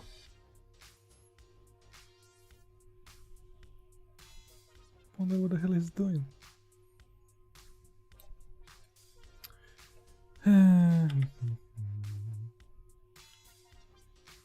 Where were we? If you can find the thing.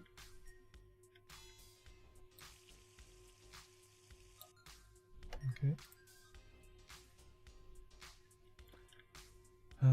We will see if that is good enough.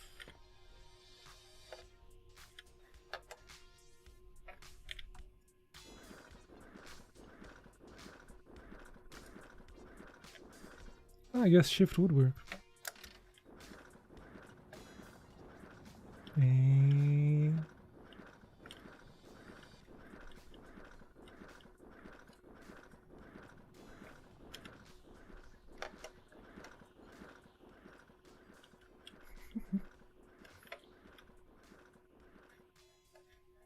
But sadly the diesel doesn't work. It wants gas.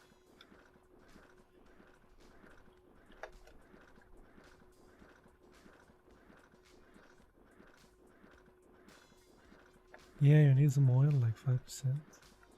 With the diesel, you think? I've never seen it in game. I know the Trabant thing needed oil, like 3%. Let me put the thing. That's oil. That thing has diesel, 100%. Let's try 3% oil.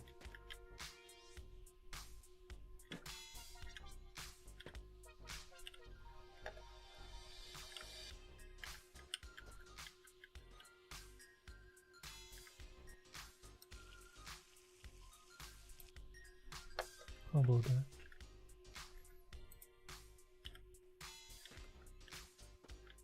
Doubt it was going to work though.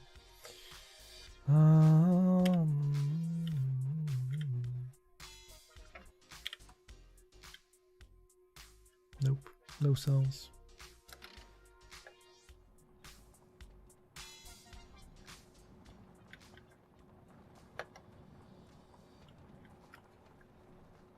What's that? Lights. Oh, I have lights on this thing as well. Hmm?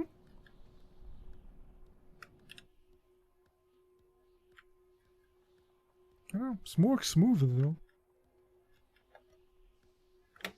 Keep lighting it.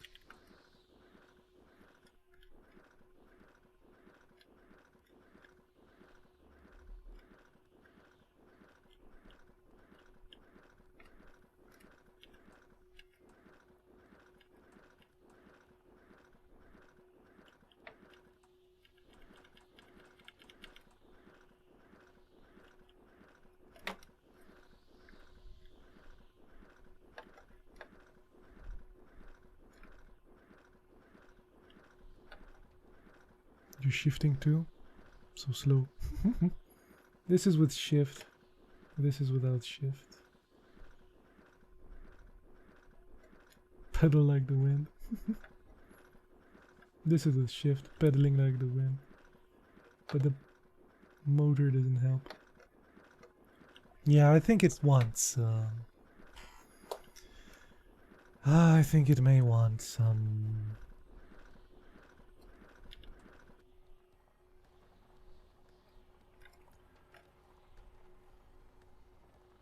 actually moves smoother without it.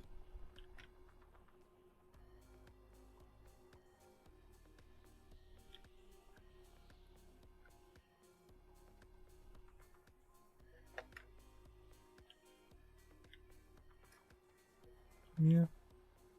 So this is how it goes. Kinda decently. Without the ignition.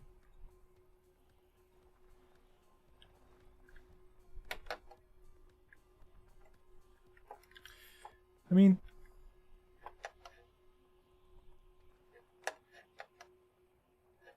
you could go with this in the game, it's fine.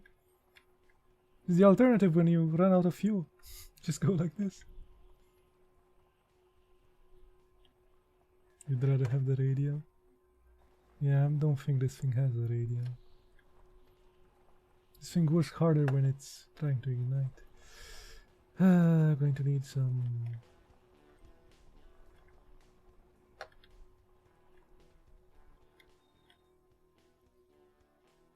Is it me or that smoke coming? Is it working?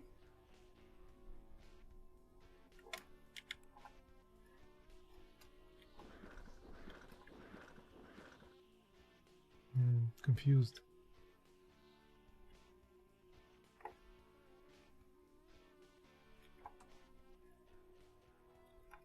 Because when the light's on, it should be the... Whatever.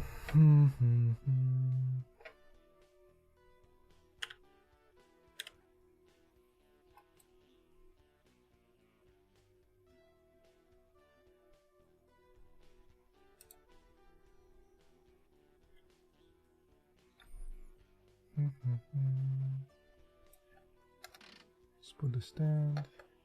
Get the hell out.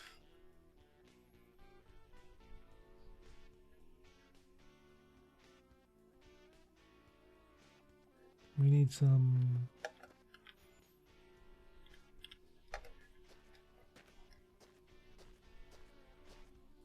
diesel for this baby.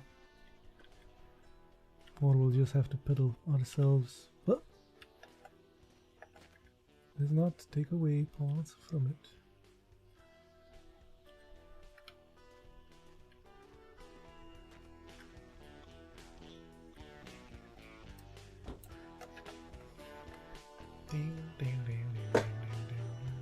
Take a battle with you.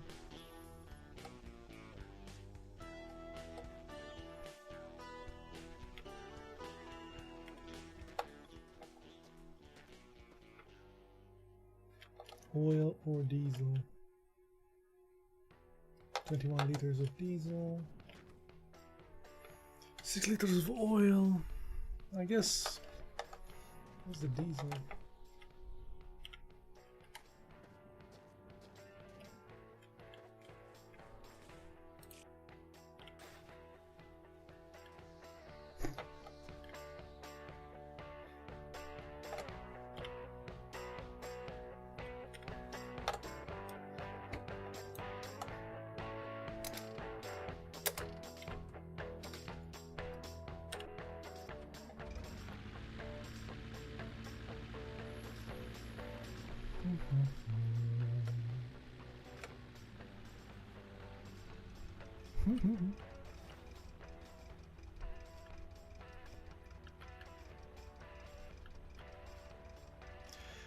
Your sound is low.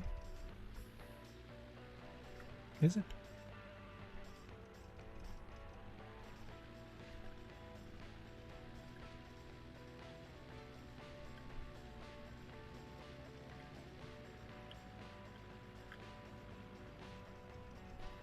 Seems fine in my earphones, but meh. Now when you crash, you will go in a blaze of glory. Indeed. You need to go slowly. This thing drives pretty badly. Plus we're running out of fuel as well, so I'll be pedaling in no time, my friend. Pedaling to a better whoa. Better future.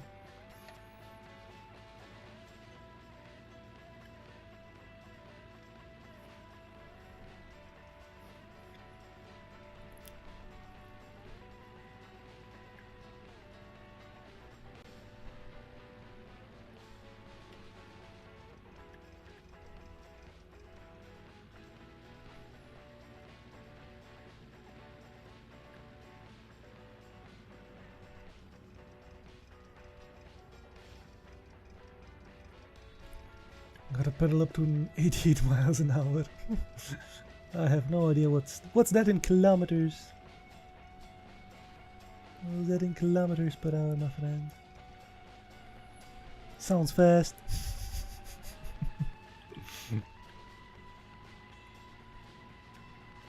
What's that in Kelvin?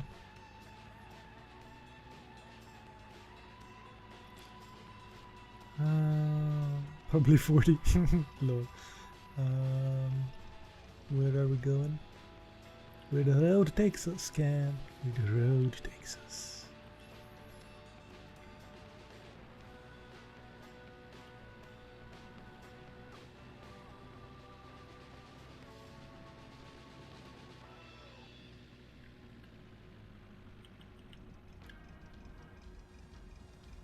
Jesus. Wavy.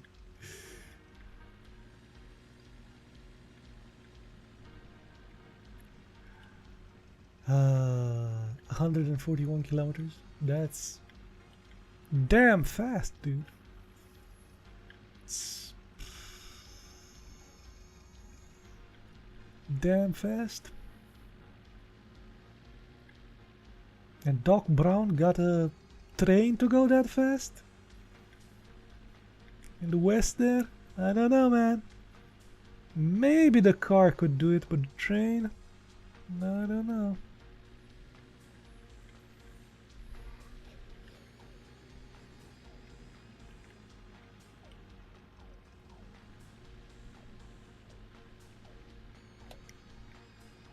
Google gang.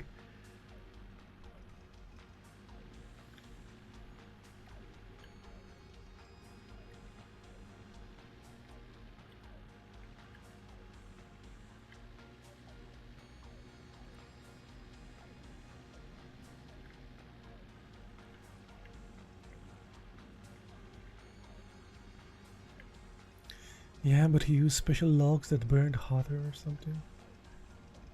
He had a cheat. Okay.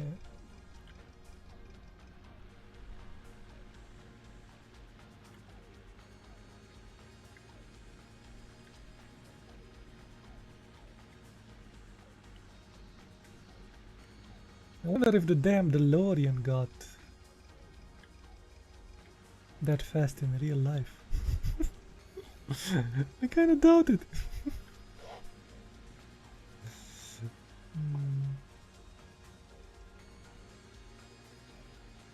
But you kinda can explain it in the car because you know he has that thing there.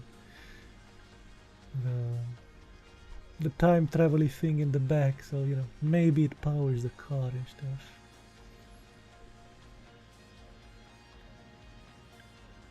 DLC logs.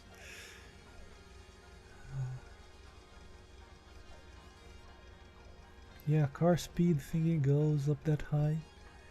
Wouldn't you be able to hit it? Ah, because the speedometer goes that high, you should be able to to go that fast. Is that the logic?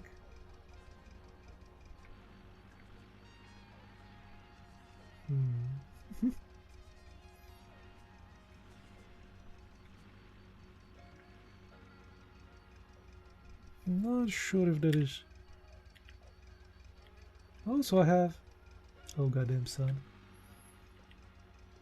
I have a short light and a long light. I think. There we go. Blazing with the long light. I only played with a short light. Now we have the long light.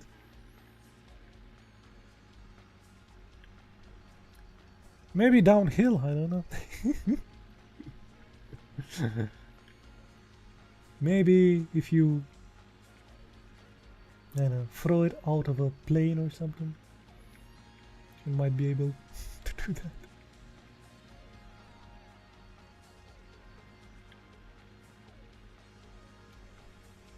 Yeah, if it goes like to 200, you can't drive that fast, can't.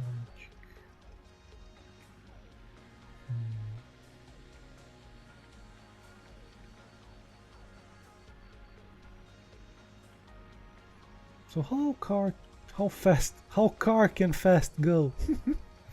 How fast can cars go now? Like maybe with a Lamborghini something like 300 kilometers per hour? Maybe. I know the Formula 1 cars reach that pretty frequently, 300 and something.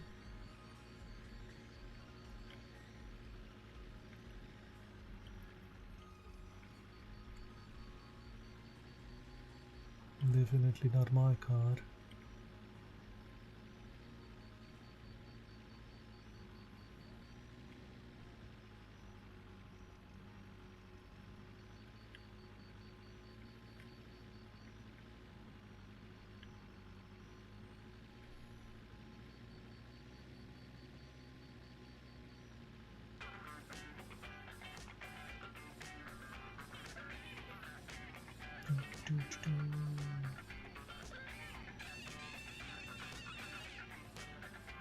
Yeah, the recording is broken.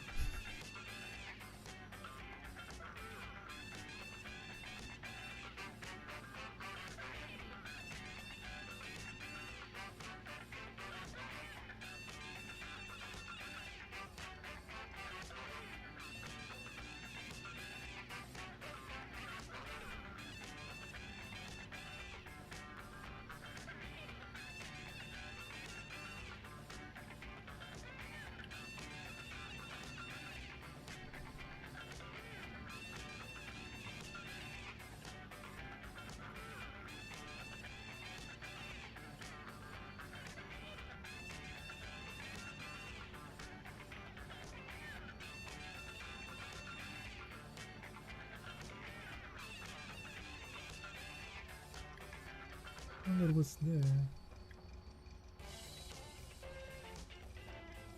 Oh, it's a towery thing. Yeah.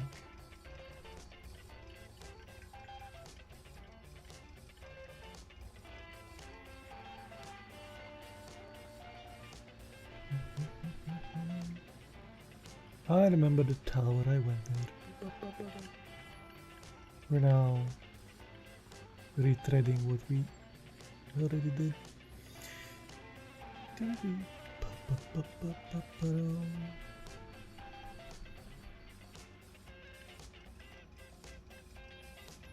Yeah, but space travel is fun. No speed number, just words on how fast you're going. Fun. You know, I still haven't seen Tenet.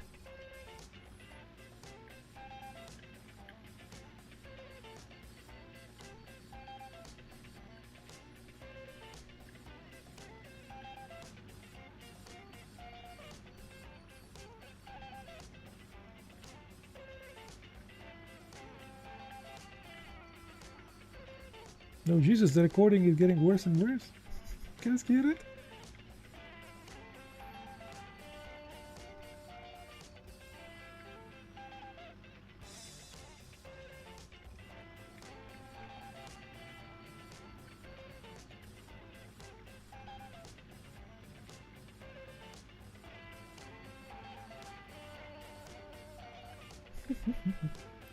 It's like an old cassette tape.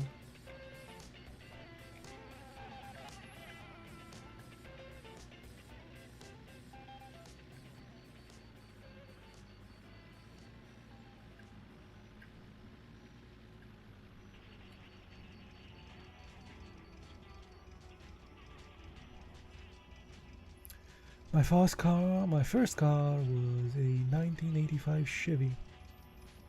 The speedometer only went up to 80 miles per hour. You wouldn't be able to go time traveling then. Unless you went downhill or something. That was a little rock, you know.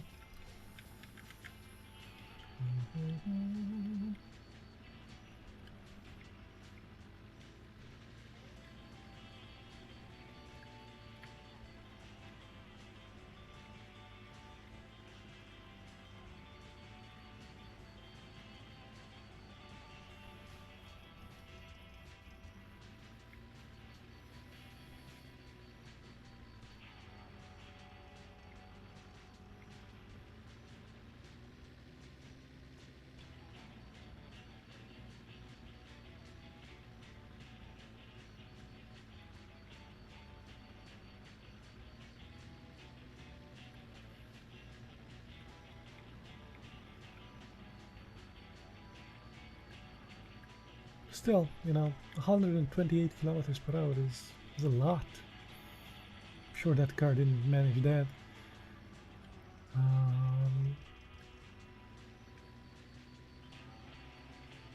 I think the highest limit in the interstates that we have here, I think it's 120 kilometers per hour. So that's below your fastest thing, yeah. On the highways, not interstates, highways. And national roads have only 80 kilometers per hour, the speed limit. Cities have 60 or 50, depending. And you know, slow zones and stuff, 2010.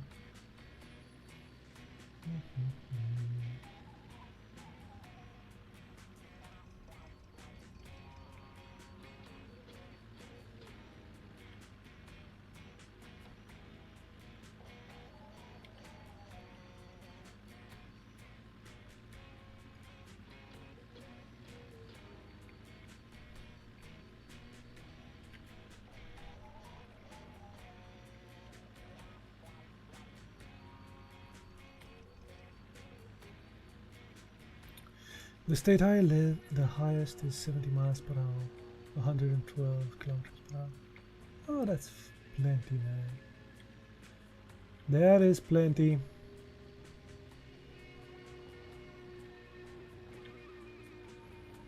There are some German highways that have no speed limits, but you better have a damn German car if you're going to drive on those.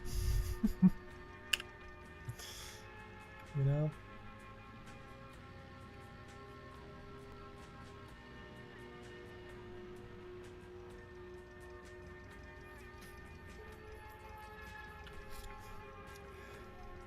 70 pretty sure. Max is 65, but people speed towards 70.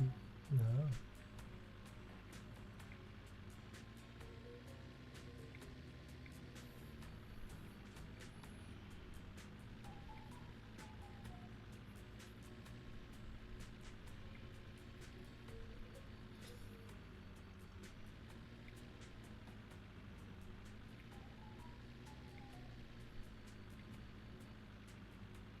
Cops will get you if you push 71.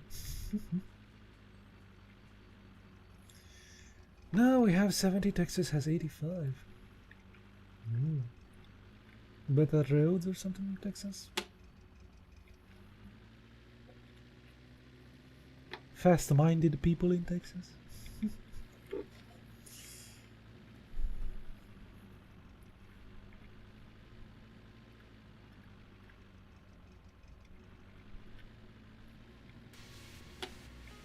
I know they're snowed in right now. They probably don't even have winter.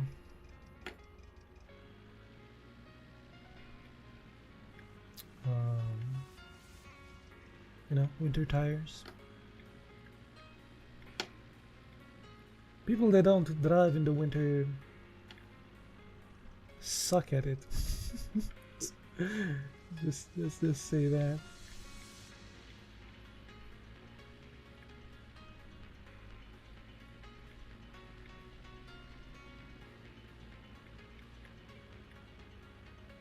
Roads look like this game. Just a desert in the middle, in the road in the middle of nowhere. Okay.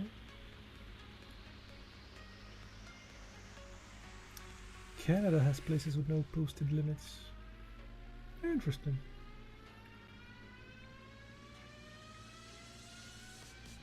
Didn't know that.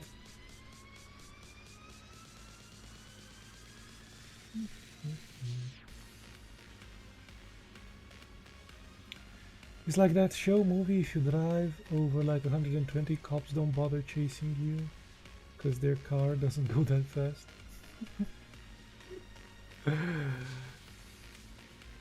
We have high chase cars for the highways. I've seen them. They're Porsches and stuff. It's pretty badass to see, you know, a Porsche policeman car. They're especially made for the dudes.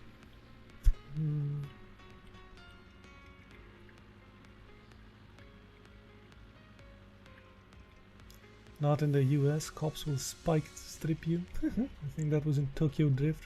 Right? Movie.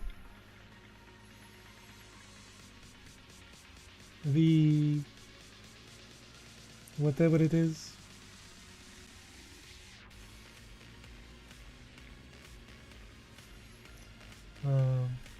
The Speed. What was that movie called? With Sandra Bullock and the dude and Neo.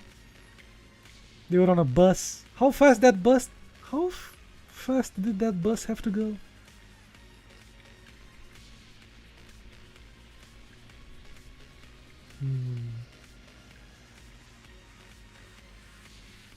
Speed 1 or 2. Like OG. Oh, the slow speed chase. That's a US thing. It was a football player there with you guys? Something?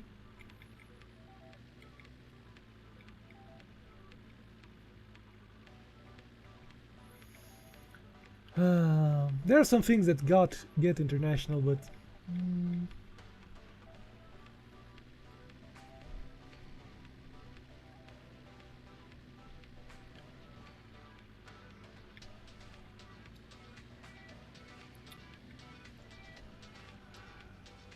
couldn't go less than 70, 50 miles per hour.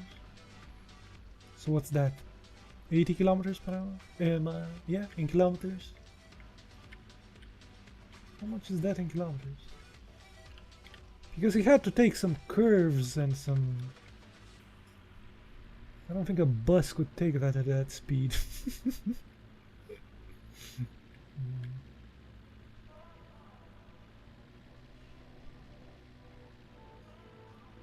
I think Speed 2 was on a boat. Yeah.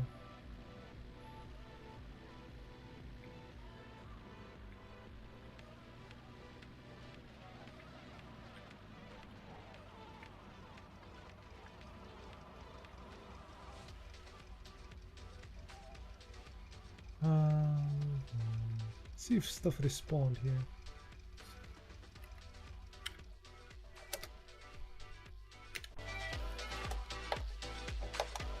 Oh, it might be possible because I'm losing battery? That might be a thing.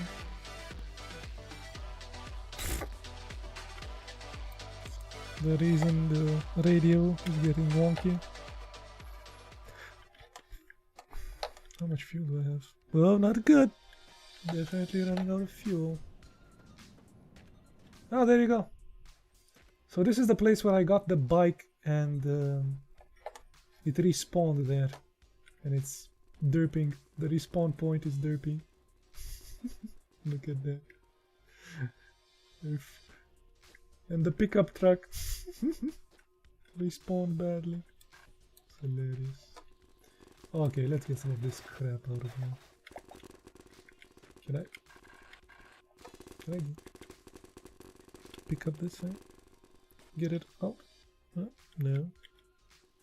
How about the one below? Focus. Focus. Ah. Ah. Ooh, there's a thing there.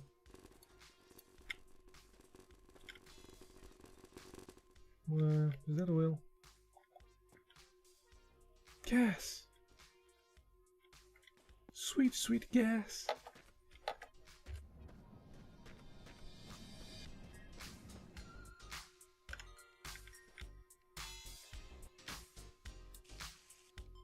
That's it. That was all the gas. God damn it! Ah! Ooh, that was a pretty good throw. Petrol.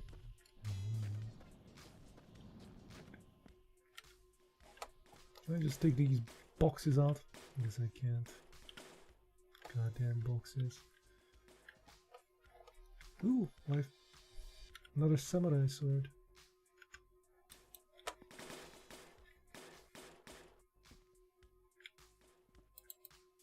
Can't chop or anything with it, but I can hold it up like a samurai.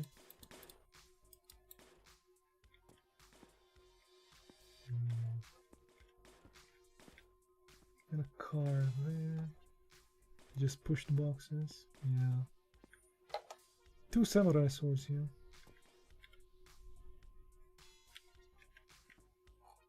I wonder if that's like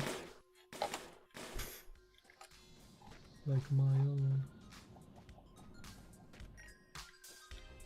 Oh, I need it for the other side. It's not going to be good for this side.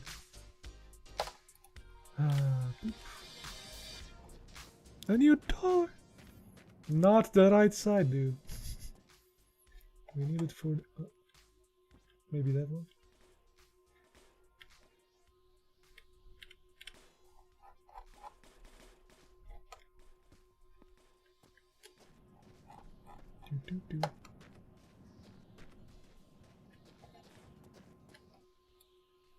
There it should be fine.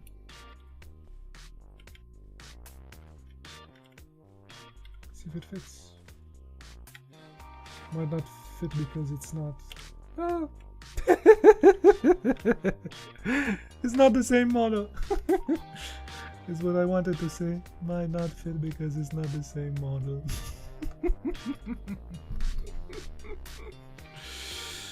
It's just right. You bet.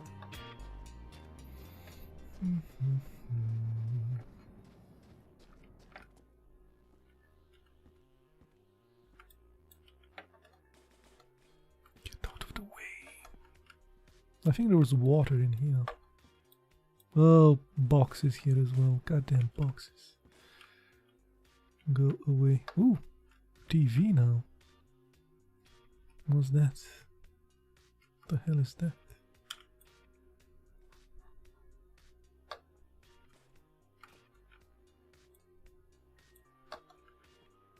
Yep, 32 liters. Like a glove.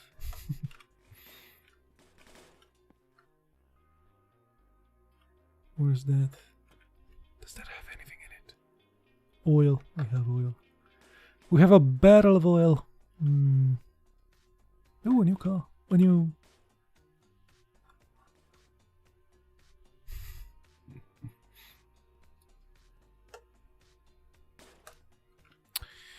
new door. Even better, a new door. Yeah, we can see how this one fits. If I can finagle it out.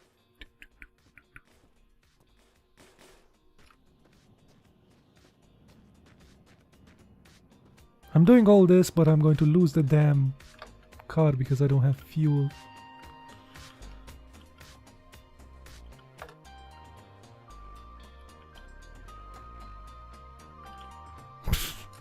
Same model. Same model of car.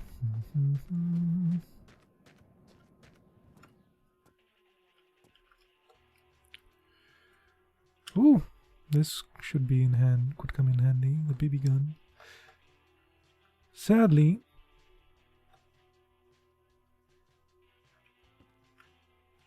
kind of occupies one of my hands. I don't like that.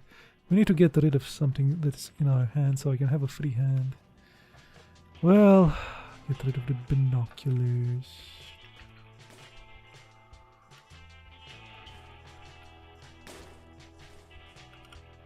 There we go.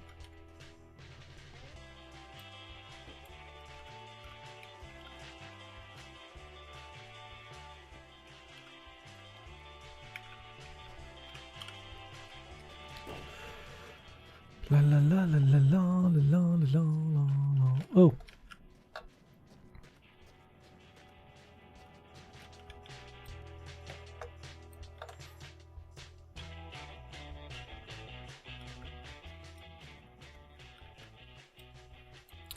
As long as we're here.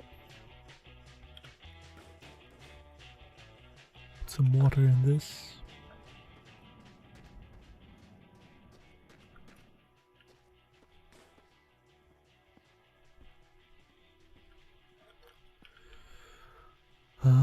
Focus, focus.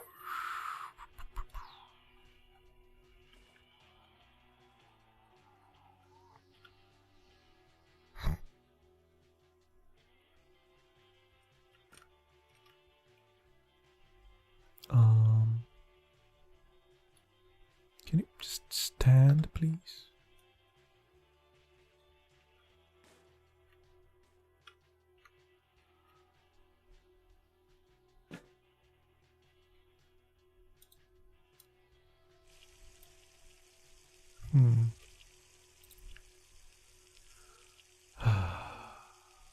Ah, it's going.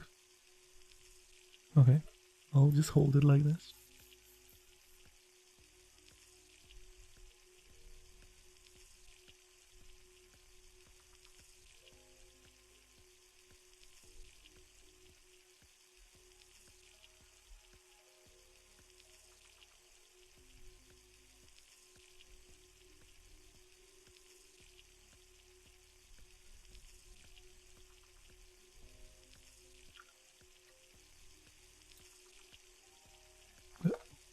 How do I?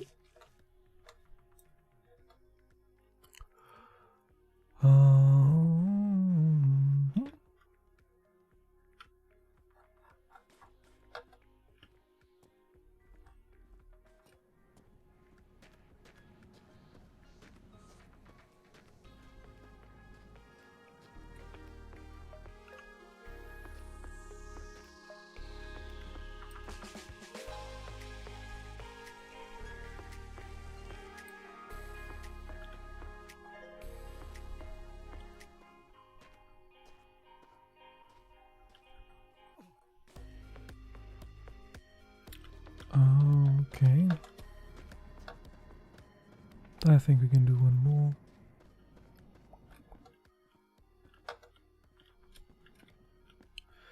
Get a tiny amount of oil.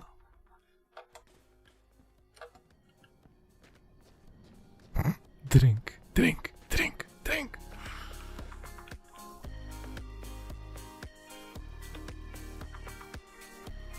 There we go.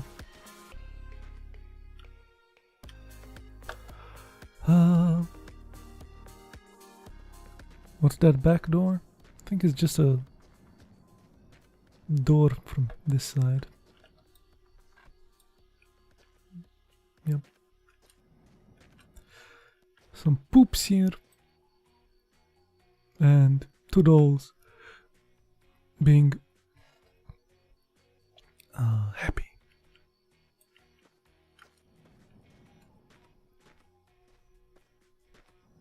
You could put water in the oil can. There are only like 6 liters left and you have to finagle it and stuff. And that's not going to happen.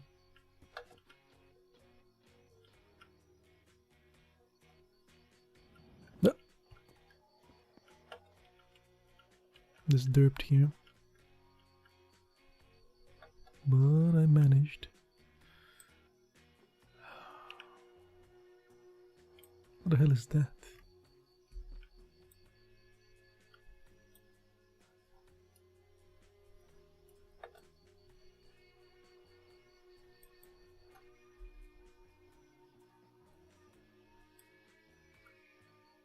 No clue what this thing is.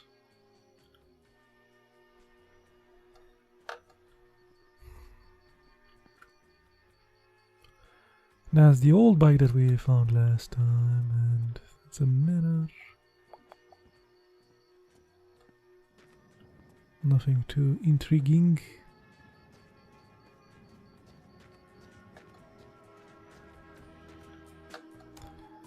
There's a blue thingy in the back room. What?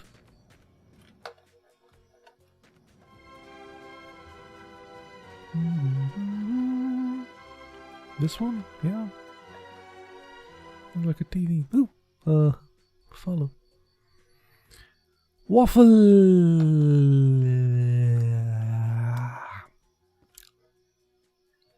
Hello, thank you to follow. Yeah, there's a TV.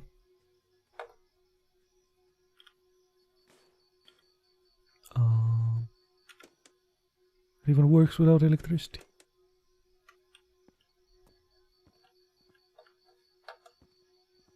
Behind the ladder or on the wall. That thing.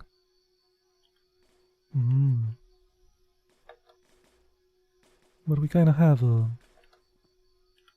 It's a... Ooh. Well, we have binoculars as well. You should keep it, what, the TV? Whatever for... We need gas, sir. Gas. Or we'll have to pedal our way through this game.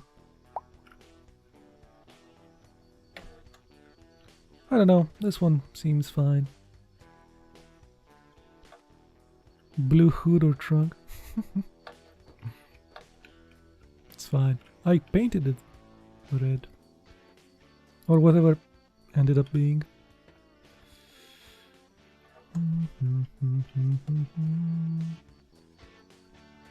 I would have liked one of these for the side, but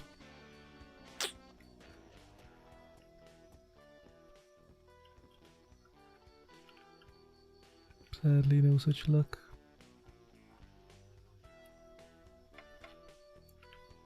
This might work here. No, it's for that. Okay. Brown, pretty sure.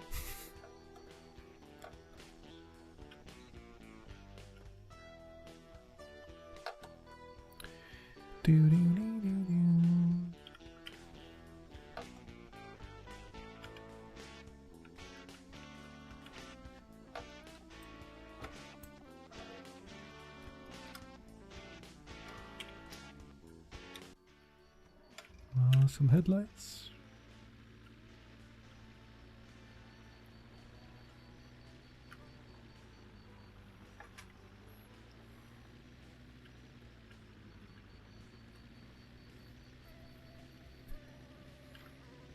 Pretty sure that noise means I'm losing. I haven't seen batteries though, so I don't know. Don't know if that would be the game's way of telling me, batteries, sir, batteries. Be a nifty way to do it. Let's ride, yes. Let's derpy ride while having less than a Coke can of fuel.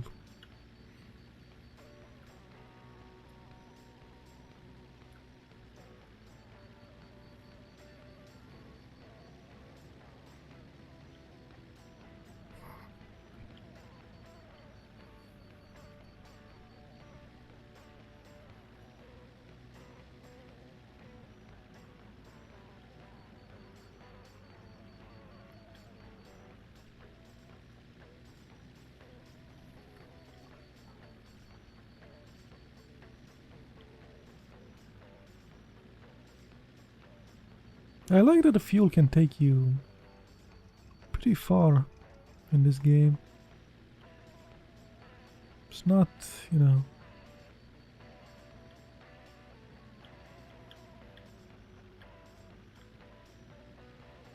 limited like, oh, you have a full tank of gas, you can go 10 kilometers or something. Been running quite a while with only 3 liters of gas.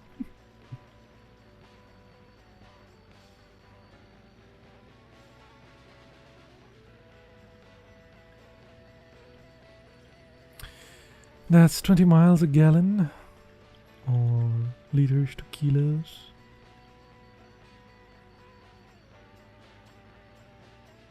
Yeah, the game doesn't use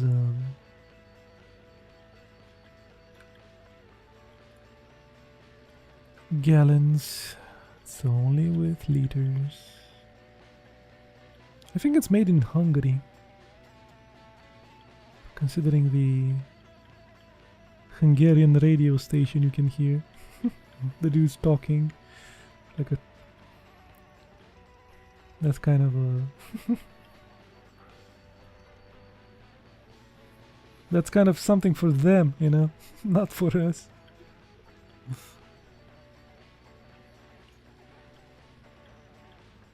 Or I think it's Hungarian. Could be something else.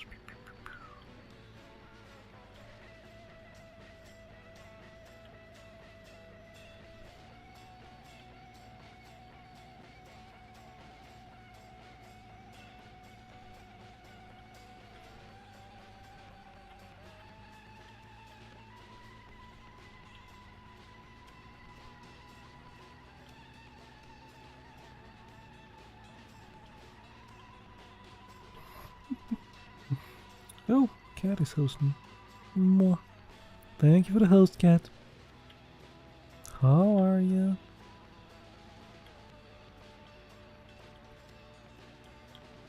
We're still driving on the damn desert.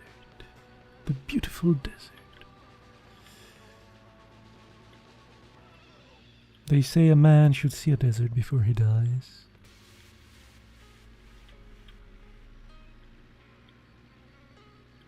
I wonder if that applies virtually as well.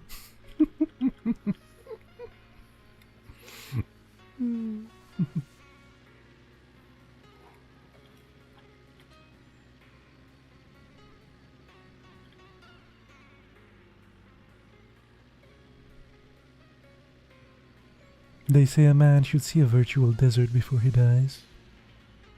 Virtually.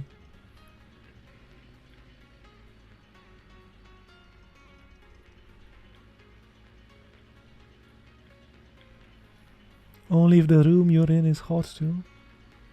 It's not.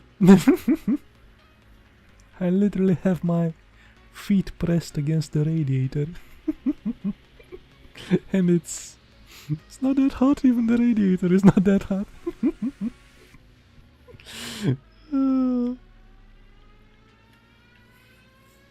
But this game, man, this game will keep me toasty.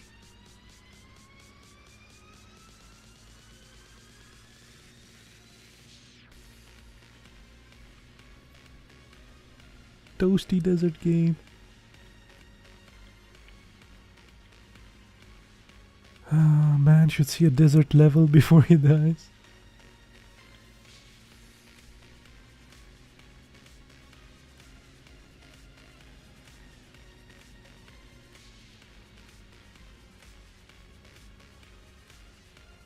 Ooh, that was quite a big boulder there in the street.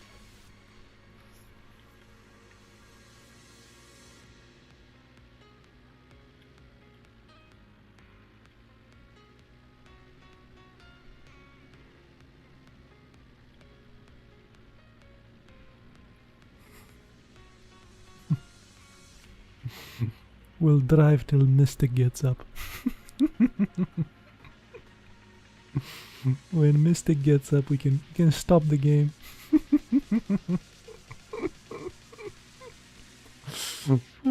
It's going to be a while, man.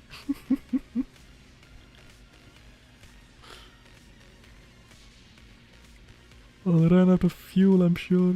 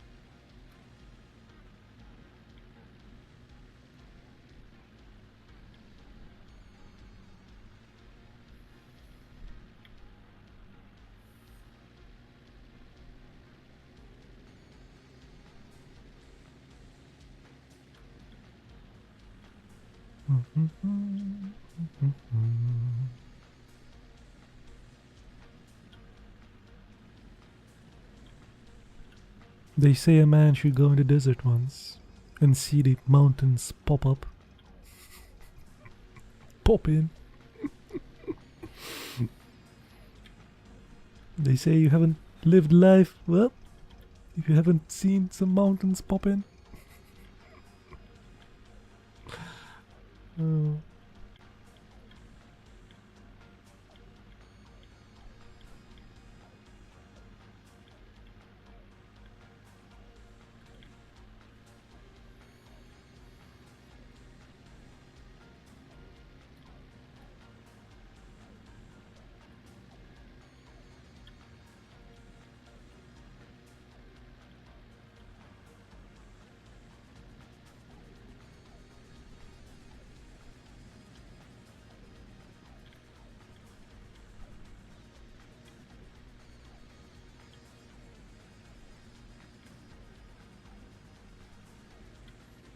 Maybe we can find a car that runs on diesel.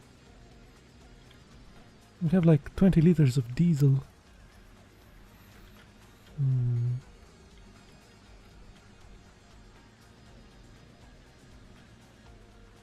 Not going to be that lucky.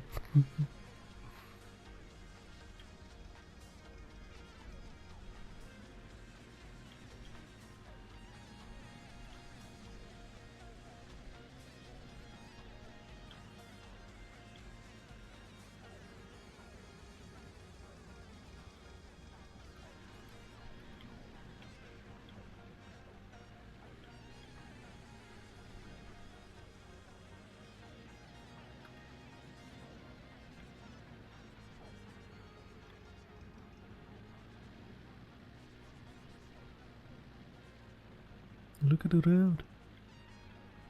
The road is turning into a mirage as well. Sheesh.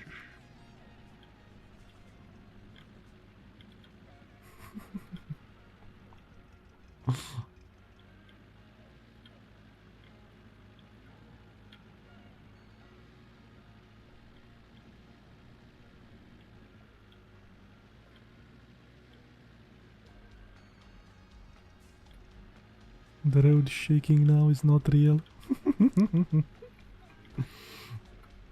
What is real? They say a man should go in the desert and see the road shake for a bit. At least once in his life.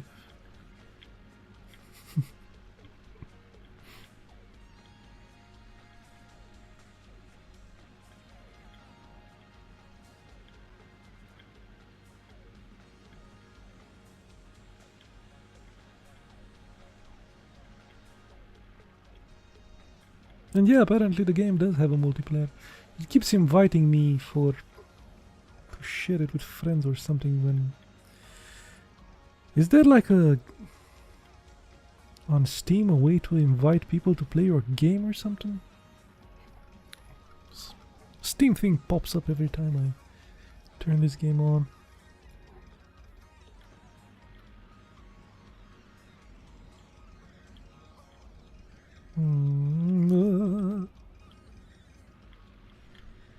Multi will be great. Would be great.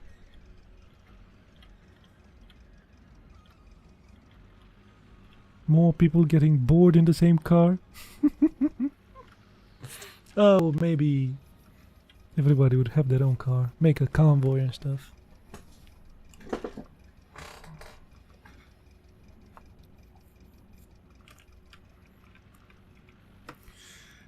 But only if they put more resources in, because usually things are scarce.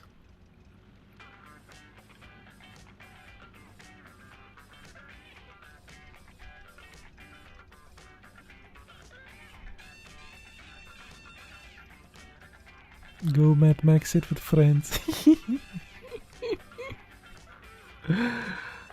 Exactly. Should play that game.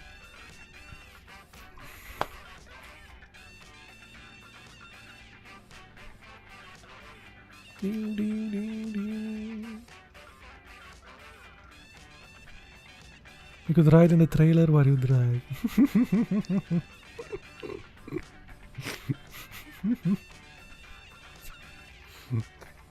Would that be fun for you?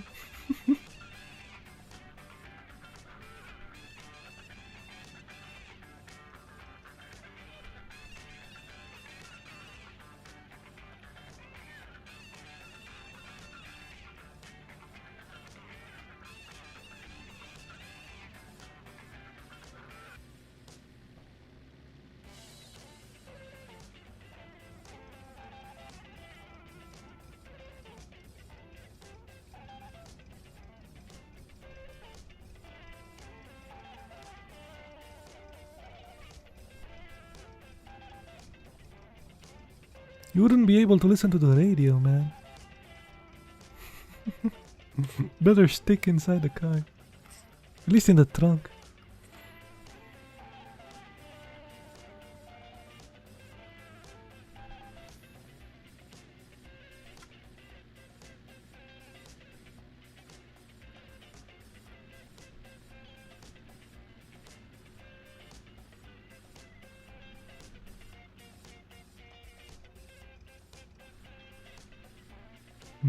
Eat your friends. Don't think there is a food mechanic. You could drink your friends.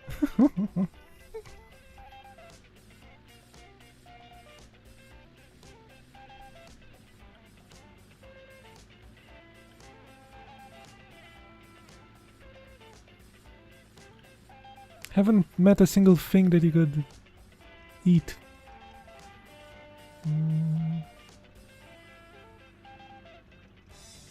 Yes, yes. Run the car on blood.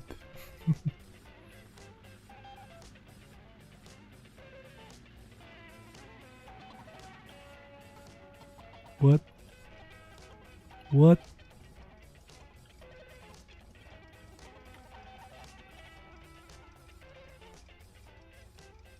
Oh, it might be that I'm dehydrated.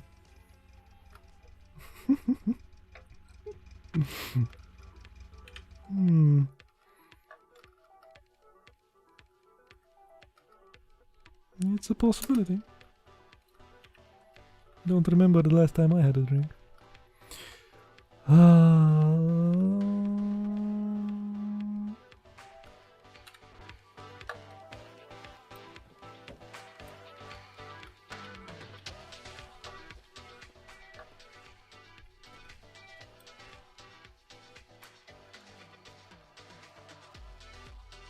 Which one had the water?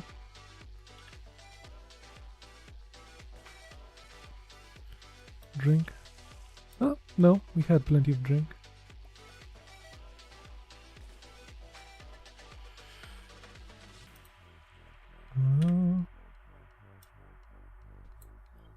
Had some weird dips here. Low frame rates here. What was the P one? Yes. Well, Jesus, quite the arch there in the P. 95% water, 5% oil. Perfect. That thing is empty. Spray can.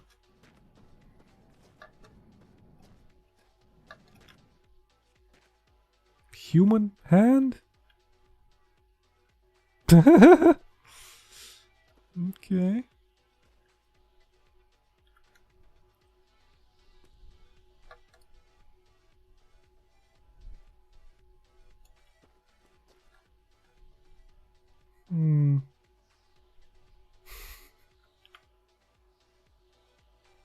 I can attach it to something. Okay. Let's attach it.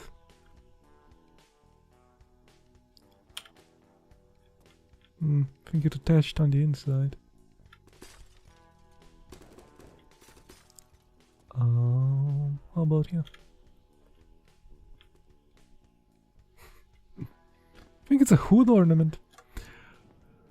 Now it's time to build a human. Did he? Oh, this thing has gas. But it's with oil as well. 73% gas, 27% oil.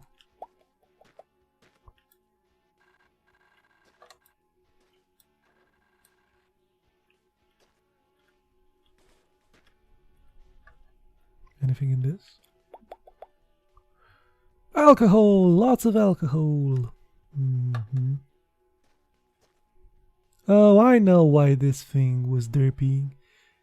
Because, yeah, it's still moving. The mechanics when this thing popped in lost their minds in this house here. Look at the mess. Drink all that. Drink, drink, drink.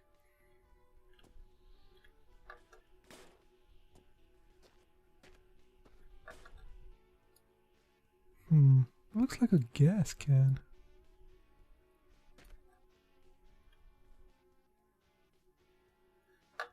The type of thing that goes boom. And we have a new motor here. Okay.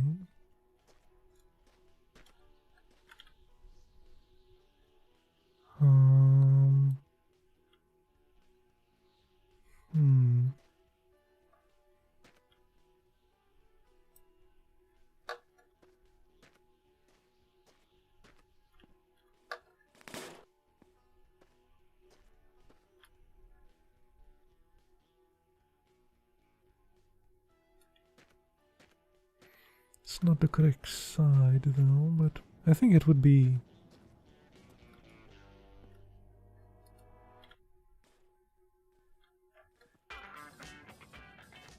Hit the item jackpot for sure. Not if we don't find some fuel, goddammit. Look at this. This thing has gas, oil. That thing is dancing there. I don't know how to split them.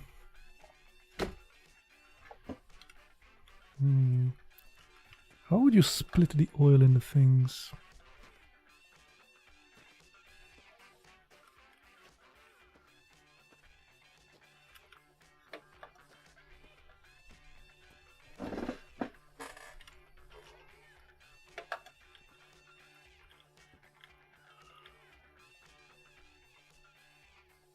Apparently this thing is heavy. I think that's what it's trying to show me. Yeah, I can't even move with this thing.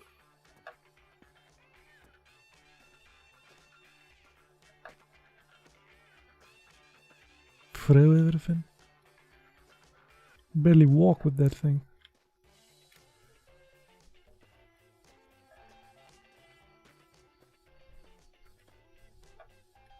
Pick up an engine as well.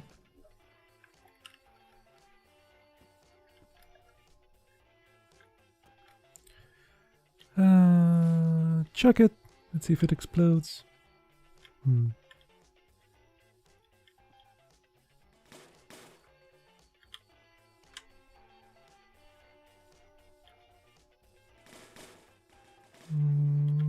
Gun.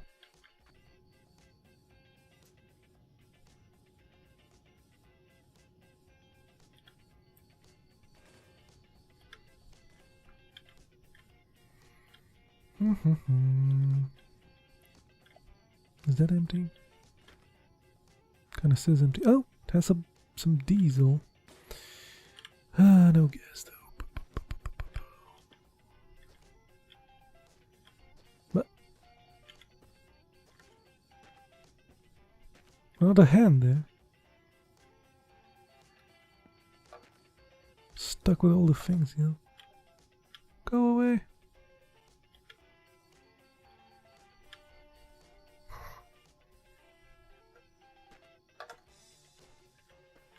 Can't go in though. Okay.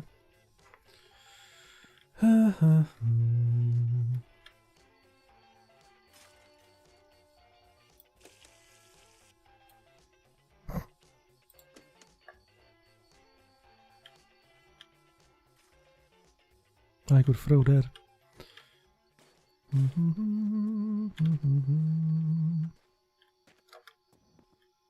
So much crap here.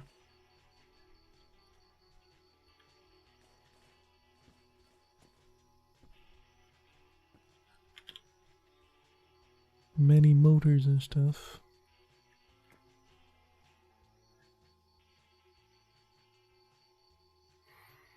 Again, gas with oil in it.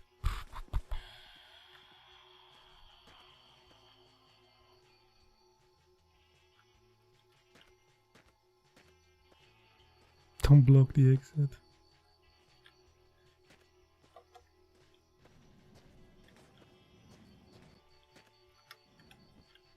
Hello, human hand. I wonder if this one is the right and one is the left. Left is for keeps, right is junk. Lefties.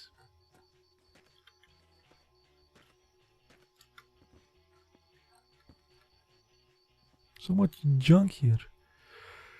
And I don't know how to separate gas from oil and stuff.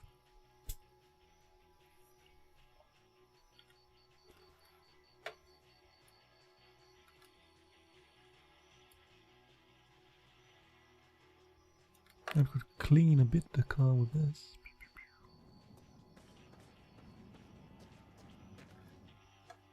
What is the car? Ah!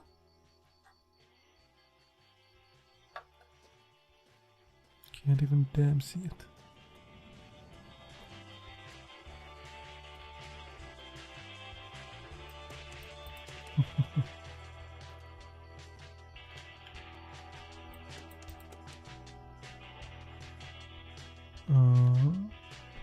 Oh no. I guess you can't do that. There are no more functions.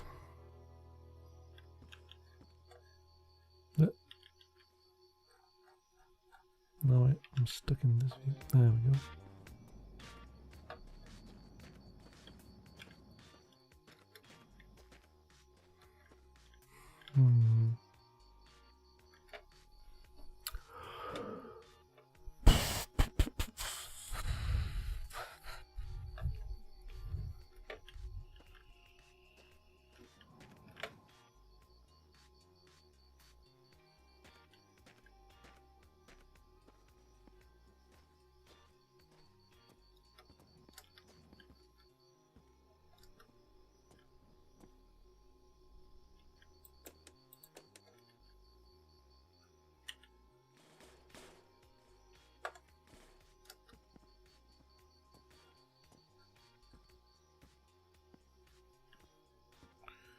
Just want to see what this thing has.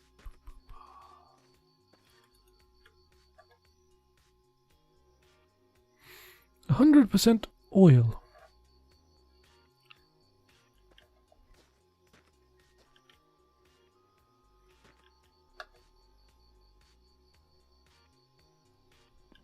God damn it.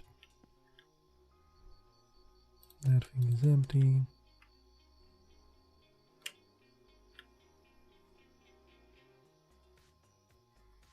Don't want to paint my car, no thank you.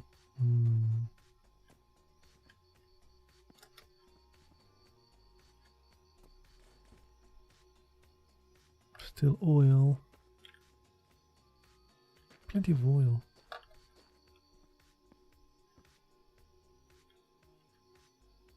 Some sort of a car part.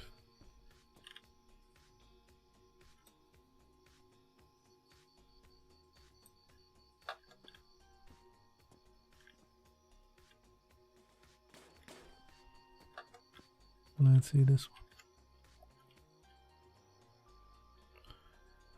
31% oil, 69% gas. This game hates me, man. Give me some pure gas! Things are stuck there. Get out of there. Where the hell you are? I think it's a bumper.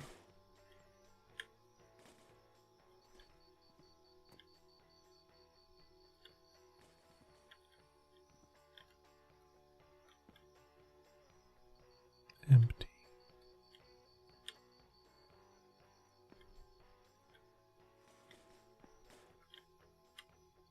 That's too heavy to throw.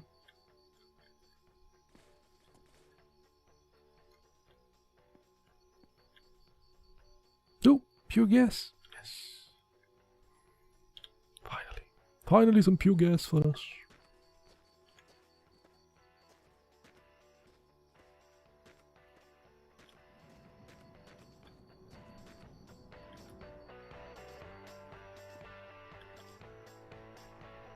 I think it's on the other side. La-dee-da-dee-da. Fuel tank is empty. Oh Jesus, we are running on fumes.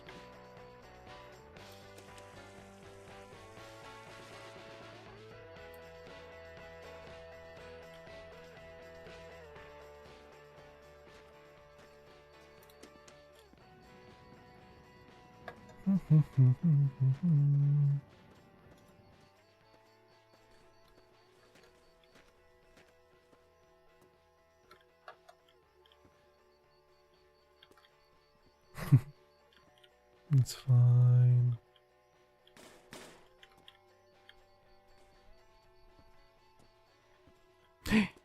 I think we have. Is that a new tire?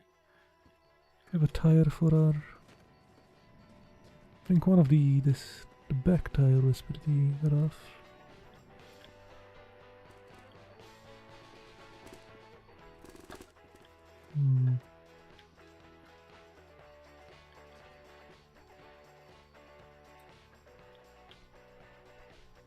Looks kind of rough looking considering this one.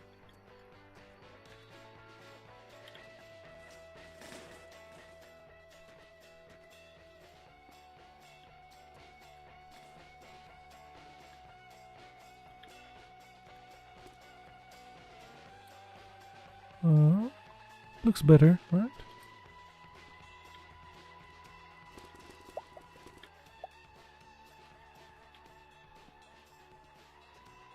Spokes are kind of rusty, but that's fine. Do.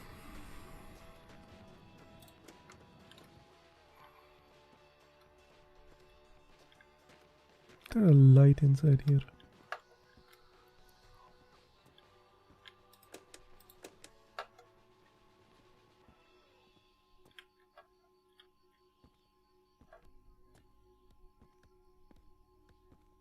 Looks like a bus motor or something. Big motor. Get over here.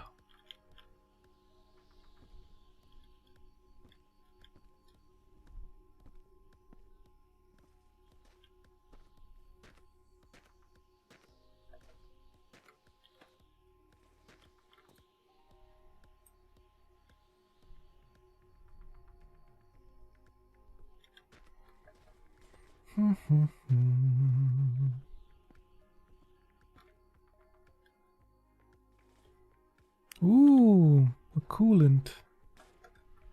One of the things we lost last time when we were playing.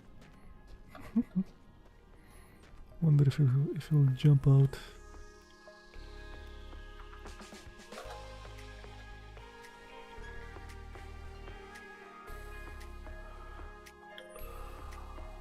I'll keep it there.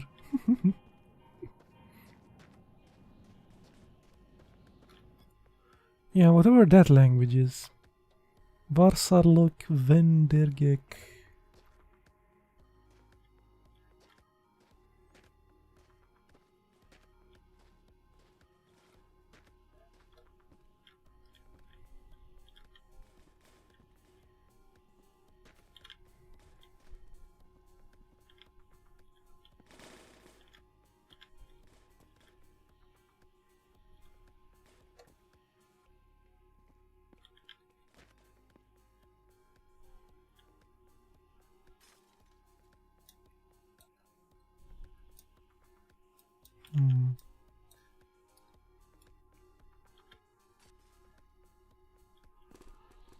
More tires, we already have that. 1978.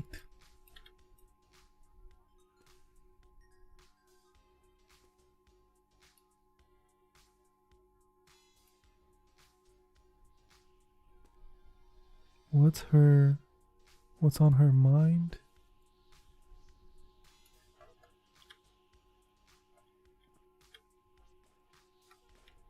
Oh, we have a brush. Can go scrape off the... There's the X-Men logo? Really?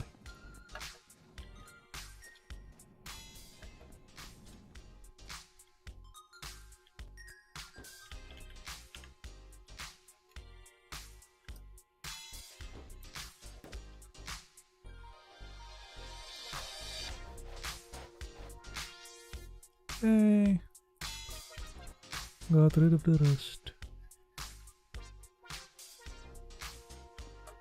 I think I could paint it now.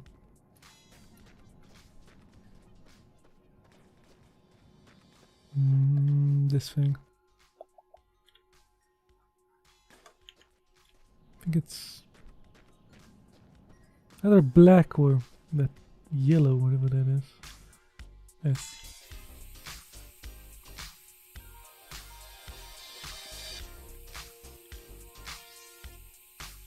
No?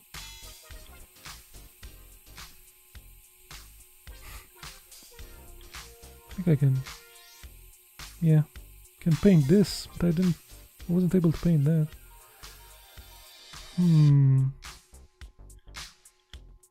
Fishy, fishy. I think you need to clean it or something. There's another step. That's the... Parking is forbidden sign. How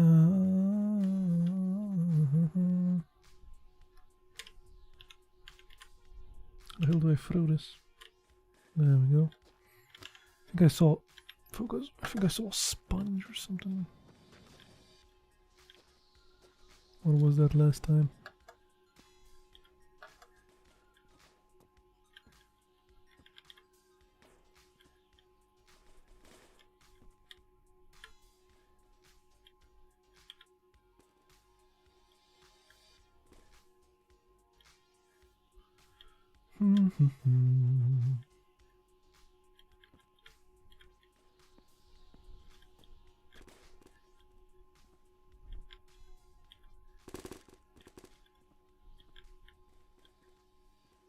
We could look at our tires, I don't know.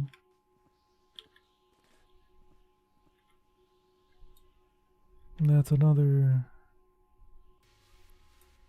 empty thing. Another bristle thing.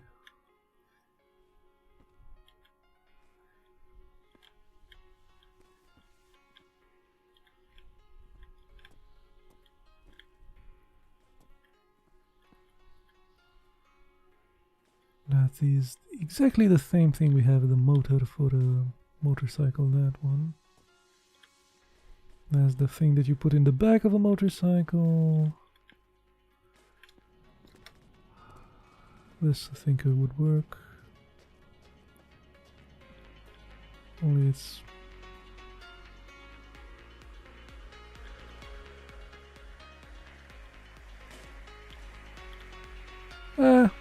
not quite.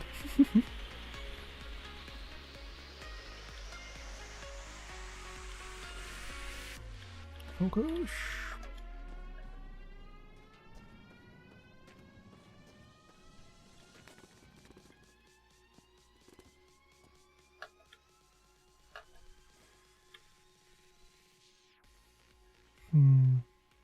So close. Yeah, it was pretty close. More paint.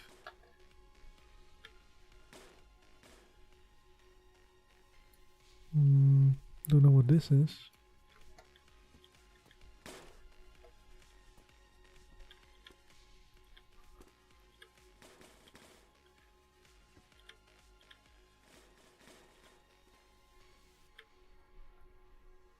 Another one of these things.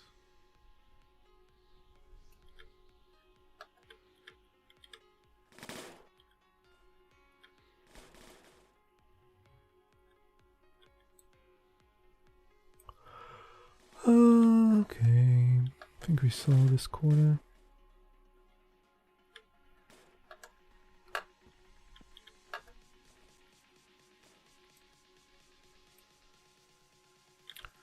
Another thing that has gas and oil in it.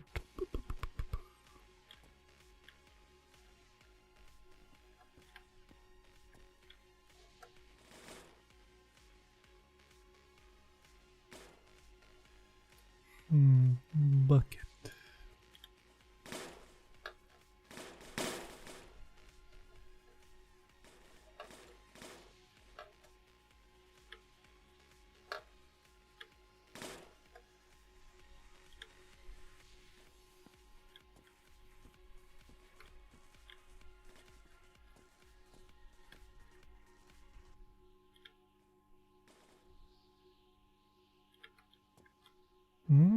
Oil, 100%. 100% oil. I hate you. I hate you.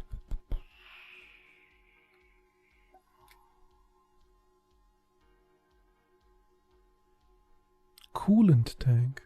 Empty. Interesting.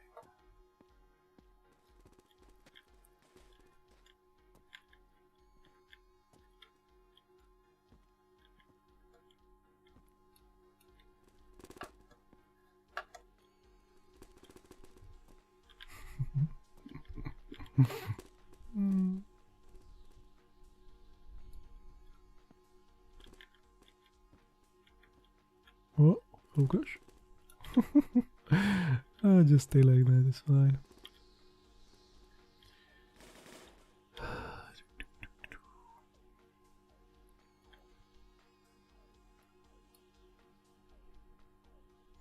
Oh, okay, another coolant tank. Fine.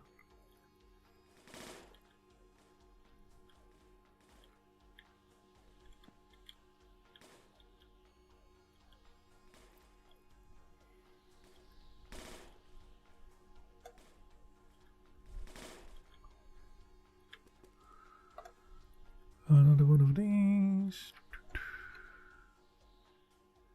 So much crap.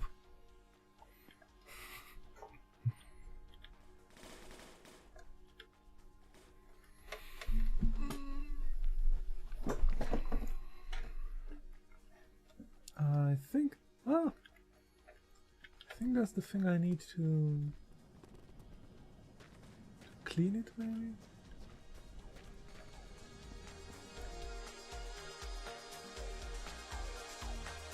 Not sure. Ah, it is.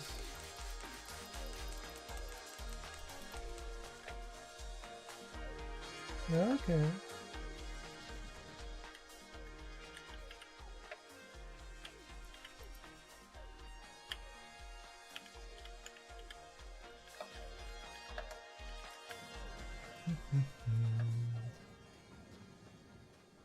Paint the car now.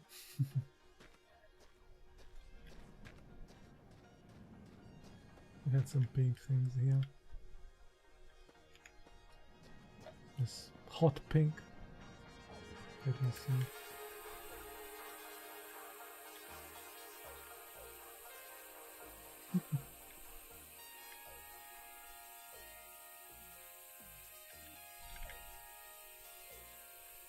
See, it gradually changes the color and stuff.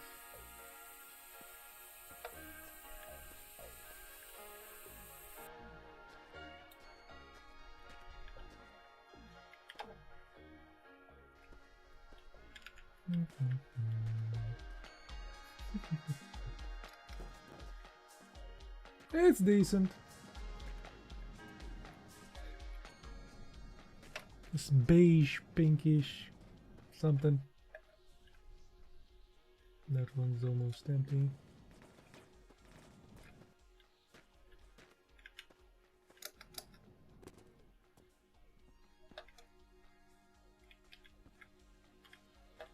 Oh, coolant tanks.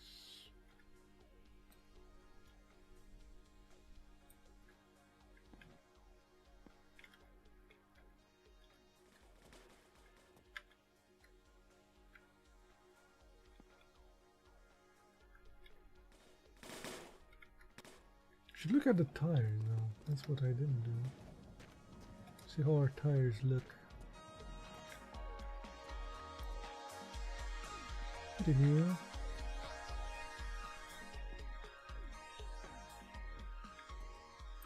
I stole some from the thing in the start of the stream because they haven't worn out yet. Cool.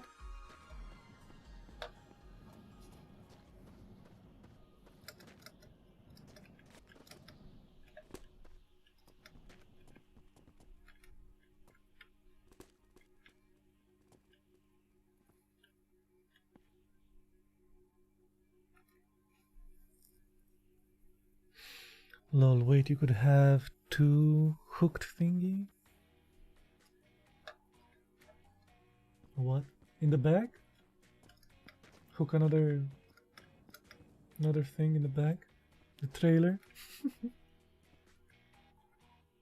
And another hand, man.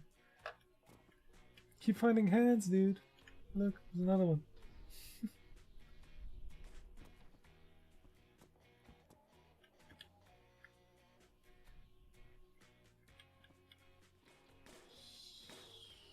Ooh, that's a...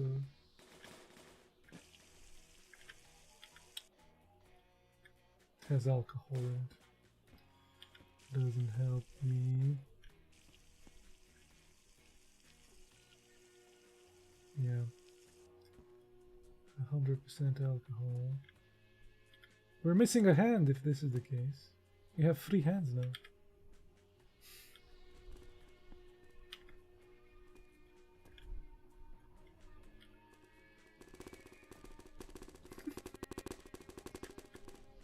Take the bed. Can't take these tables now.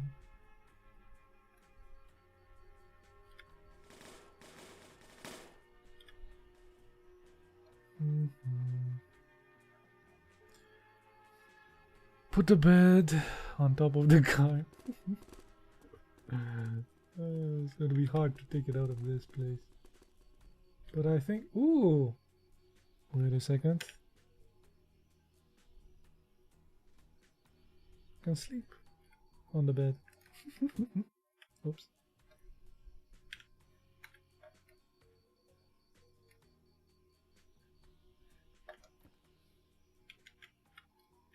Perfect, indeed.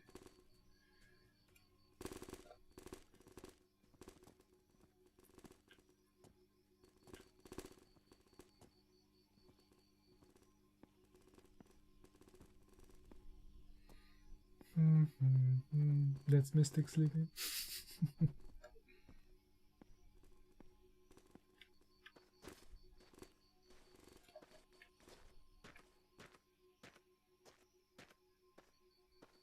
sure if this game has some straps and stuff we could.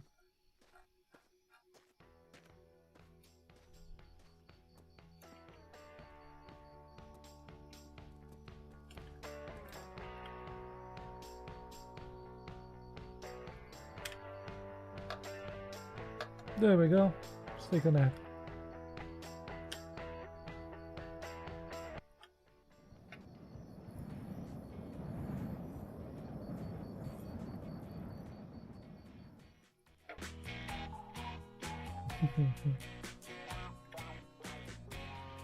It just works. Yeah.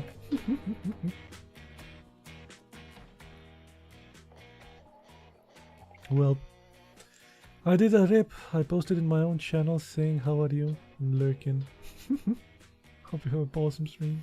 Thank you for stopping by, Catty. We're derping in the desert here. I did say hello to you, but you didn't answer and stuff. It's fine. Get out of my way, things. Now I have to have a place to sleep. Yeah. Indeed.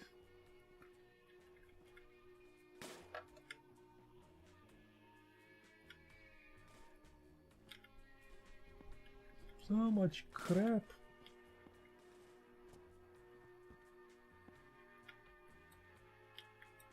There's another thing that has gas and oil, sadly. We want pure stuff. And that thing is empty. It's a huge ass motor. Tiny motor.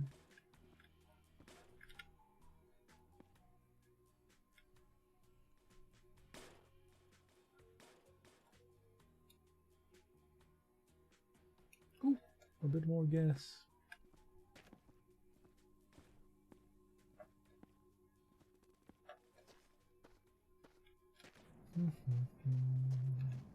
Oh, too many buttons.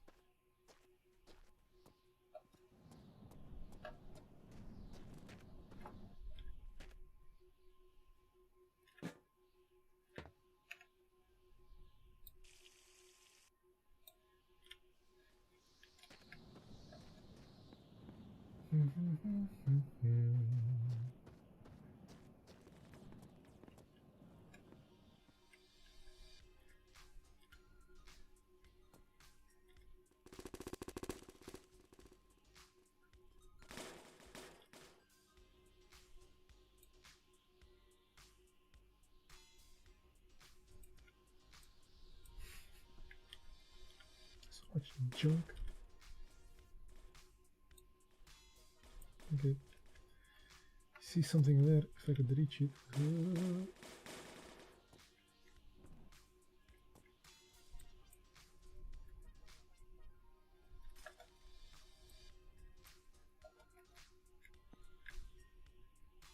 Oil.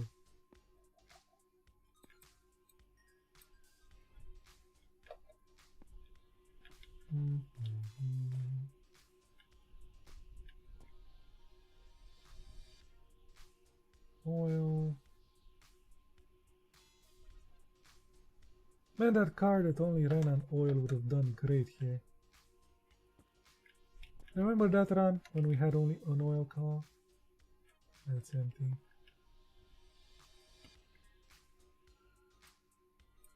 Not sure if you're here. But I had a goddamn car that only ran on oil. It only had like a 5-liter.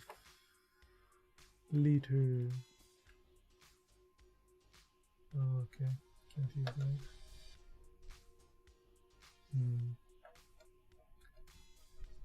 Curls in a corner to sleep.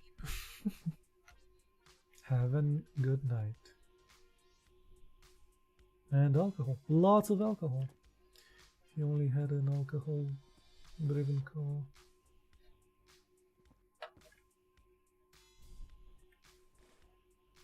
You know what we haven't tried? Did we try alcohol with the...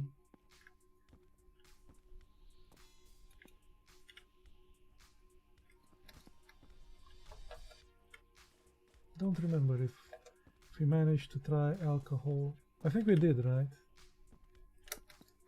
Yeah, we did.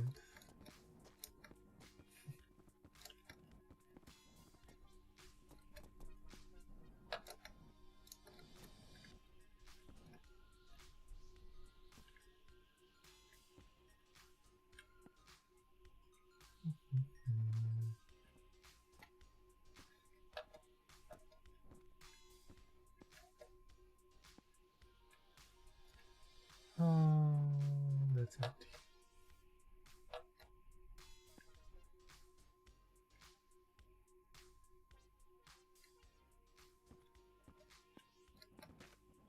Put 2 barrels in your car. Oh gosh. Derpy game.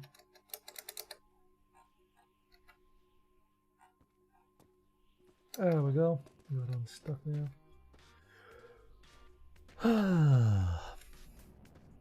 I didn't get that much fuel from the thing, but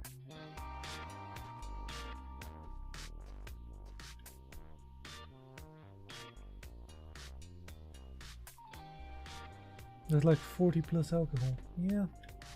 Sadly, our car doesn't use alcohol. And neither does this thing.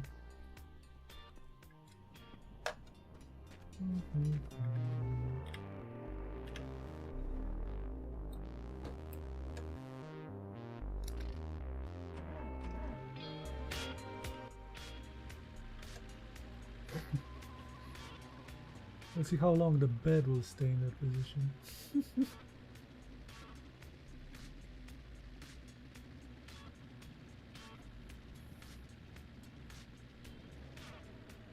Get the bed up. What the hell should I do with the barrel, dude?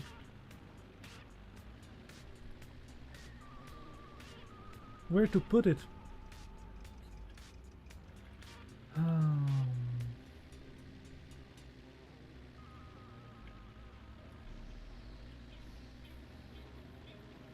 On top of the bed. Fits at least 2. I'm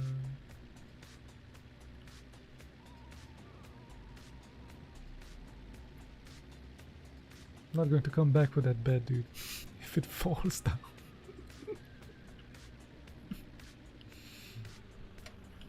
And it will, I'm sure.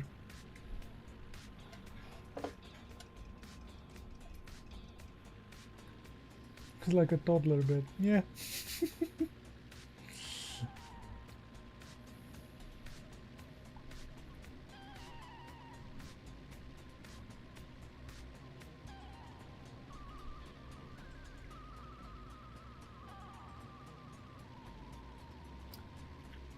Better than sleeping in the car. Nice and chilly at night, though.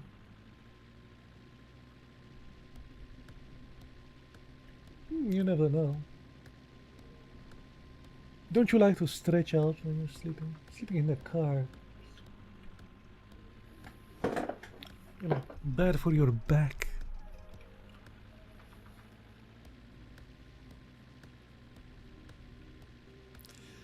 True in a way, but I think I'd prefer the car.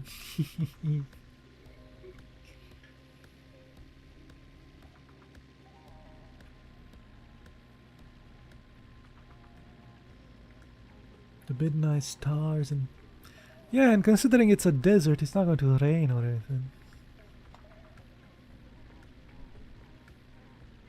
It's going to be fine.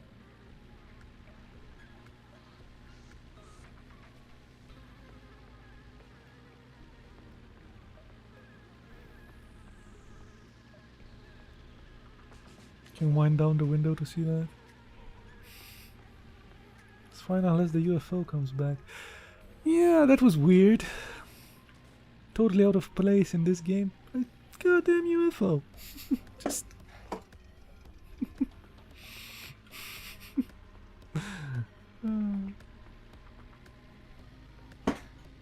minding its own business, scanning stuff. I didn't shoot it with my BB gun either.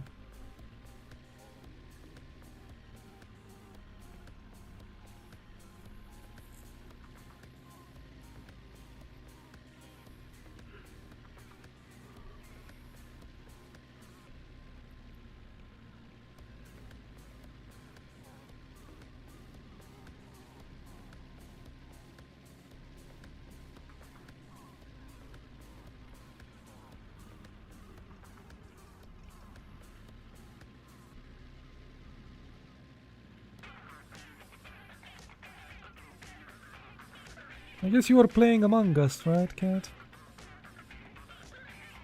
Got some stabby in? Some backstabby?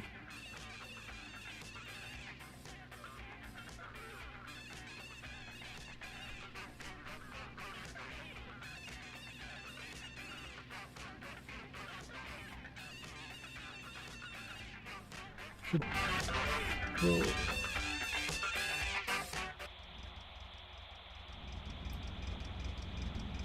Hold on. Where's my goddamn...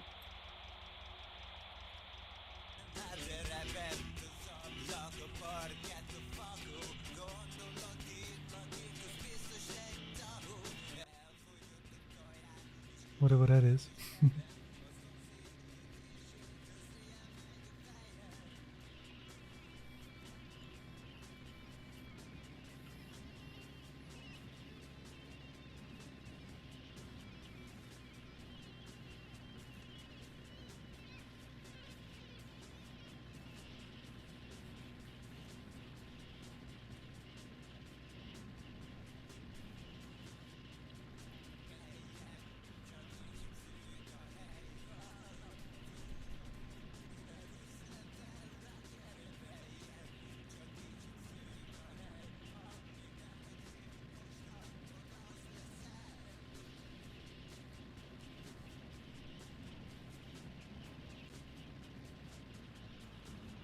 Surprisingly stable, the bed there. Thought it would have fallen off by now.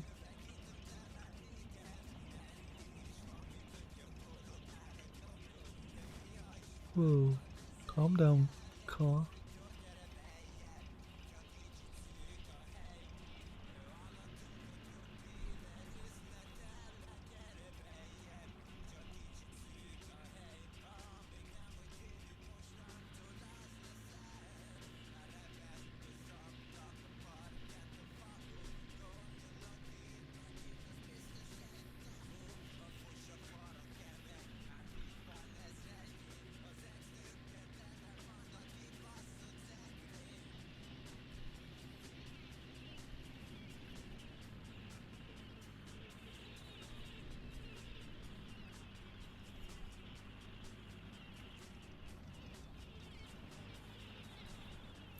Yeah, I assumed the bed would flip off into space. It's resilient in its place, man.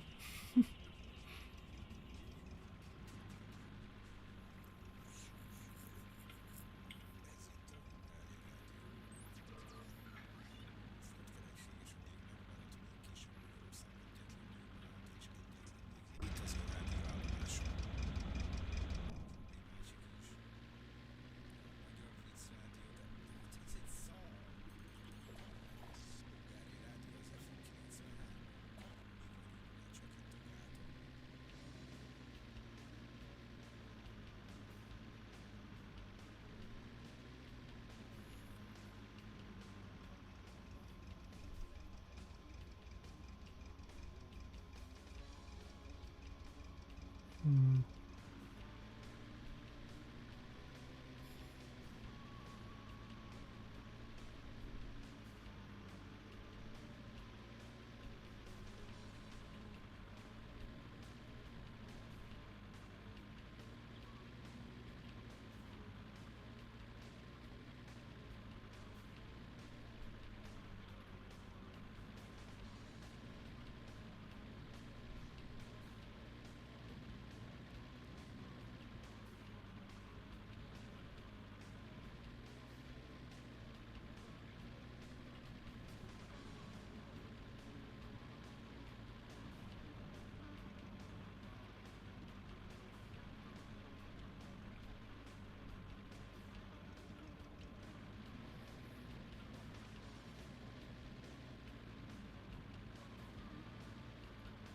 Guess you could find cars that could run on those mixes there.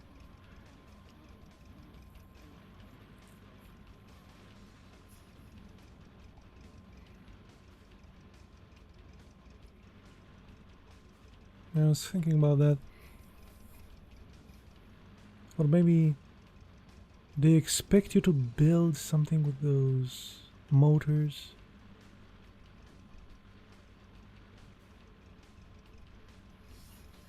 Don't you just change engine or something? Yeah, I was thinking about that too. Do you like just change the engine and you could run on that?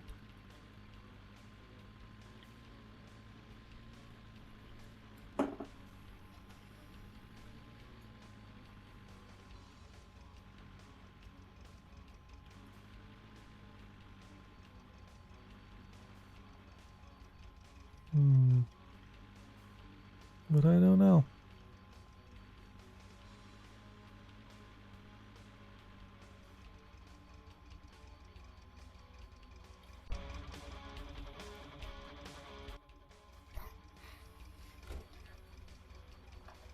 Can't see anything.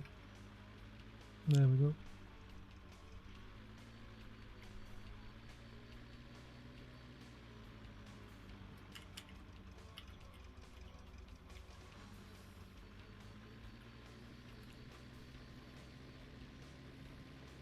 Maybe they expect you to change the engines and stuff.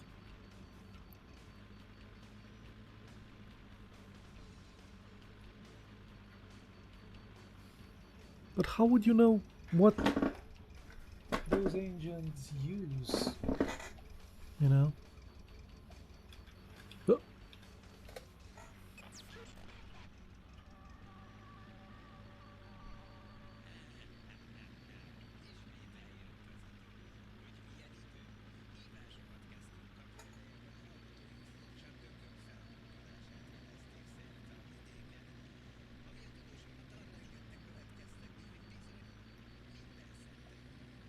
I mean, how would you know if that is a Trabant sort of an engine that uses 3% oil with the gas and not something else?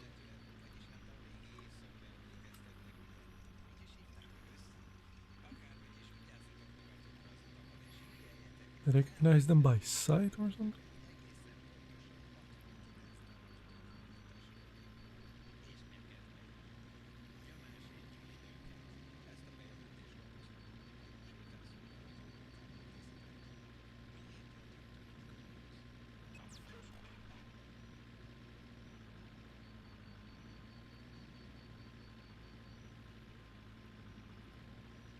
Don't know.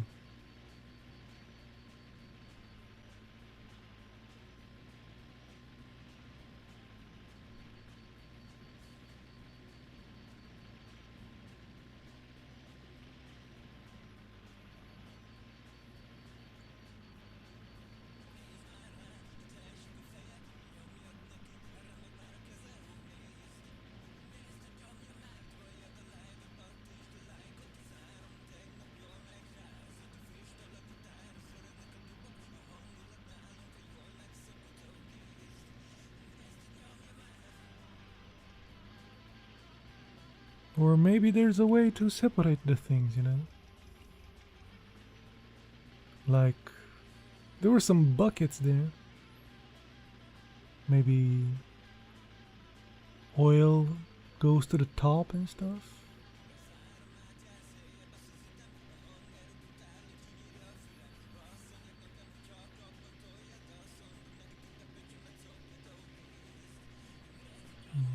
I'd have to Google it to actually know.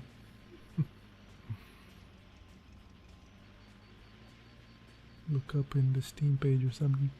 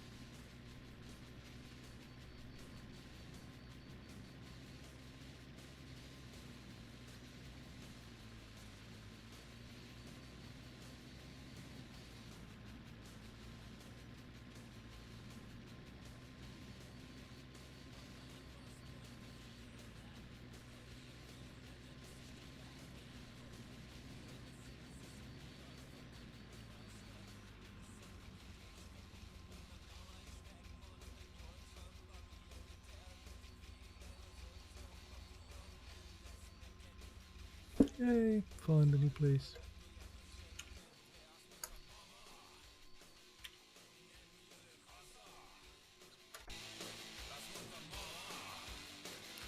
I just sleep until morning. Ah, slept in the car. Instead of on the bed. Éltek még, srácok? Tudom, hivatás, meg élvezet, meg stb. De ugye minek csinálja az ember a tartalmat, ha nem hallgat? Tudom. Guy died. I like the fact that he died because of chatting, you know? I love chatting, man. I love it too, I must say. And he did it till he died. He died what he loved best, my man. He died doing what he loved best, my man.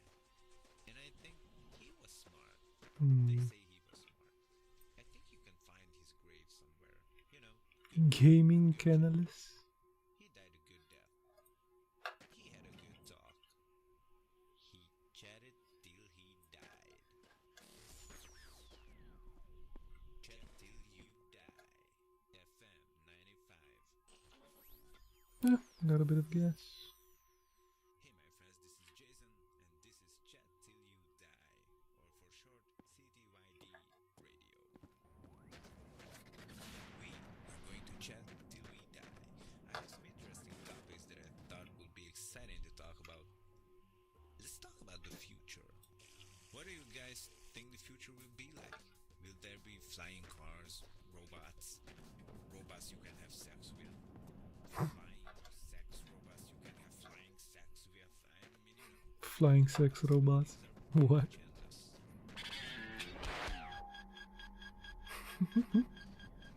He said something. Flying sex robots. Binoculars. I always imagine what people in the future will be doing to have fun. We thought about the sex bots before, but what One of these things. I don't think I need it. will they be smaller or bigger? What about the women? Will they be smaller or bigger? Sorry, I'm getting out of control again here. We all saw the movies about robots. I think they excite me the most. I mean, not in a sexual way, only in a strict technical way, you know. I think they are fascinating. Maybe one day they can make robots that look like us, that talk like us, behave like us, have sex like us. Sorry again, man. But hey, this is an interesting thought. Let me get into it more. Robots mating. I mean, robots producing offspring, my man. You know that will be a thing. I know it too, my man. I know a lot of stuff. That's why I run this radio station, you know, not because there is no one left alive to run it. Now that we are talking about this, no one left alive. How many of you guys think that if the robots would develop consciousness, that they will try to attack, kill, or overthrow us? I think it's a little far-fetched, but you know, That's what could it happen. needed. So back to our main topic, robots having sex. I mean, our main topic is the future, but Oh, and I this think is a this really brightens the important color part as of it. well when I put Can it you on. imagine robots that build each other? Okay. Let's forget about sex now. I know I talked too much about it. So there are two robots. They build a more advanced robot than themselves. And you know, we have no business in this. We don't even know how they built it. You know what I'm saying? It's just like genetic mutations and the evolution. That robot builds another one. That robot builds There's a bed on the roof. Is that my bed? No, it's not. There's a bed on the roof, dude. Somehow. Whoa. And I managed to jump all the way up here. Whoa. Oh. Focus. What's that? Ah, it's a... Okay.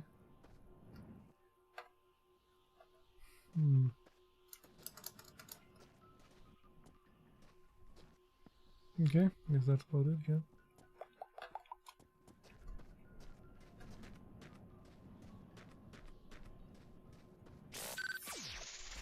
Chat Till You Die News.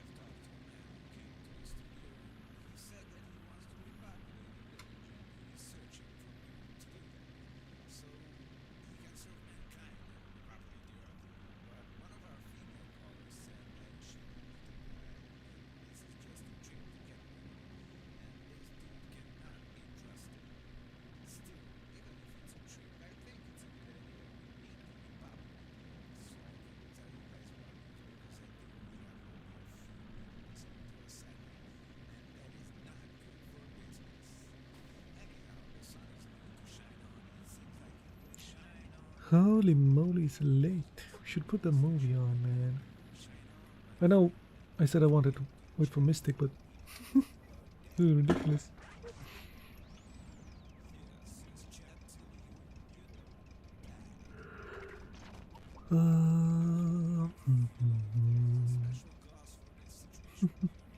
So after midnight, and to fall asleep at a damn movie.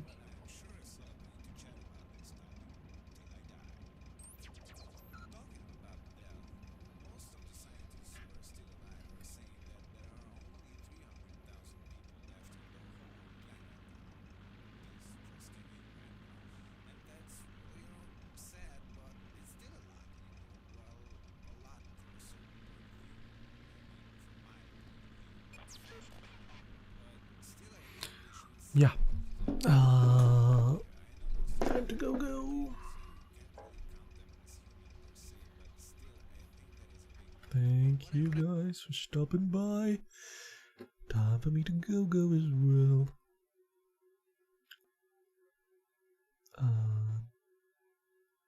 Nighty night.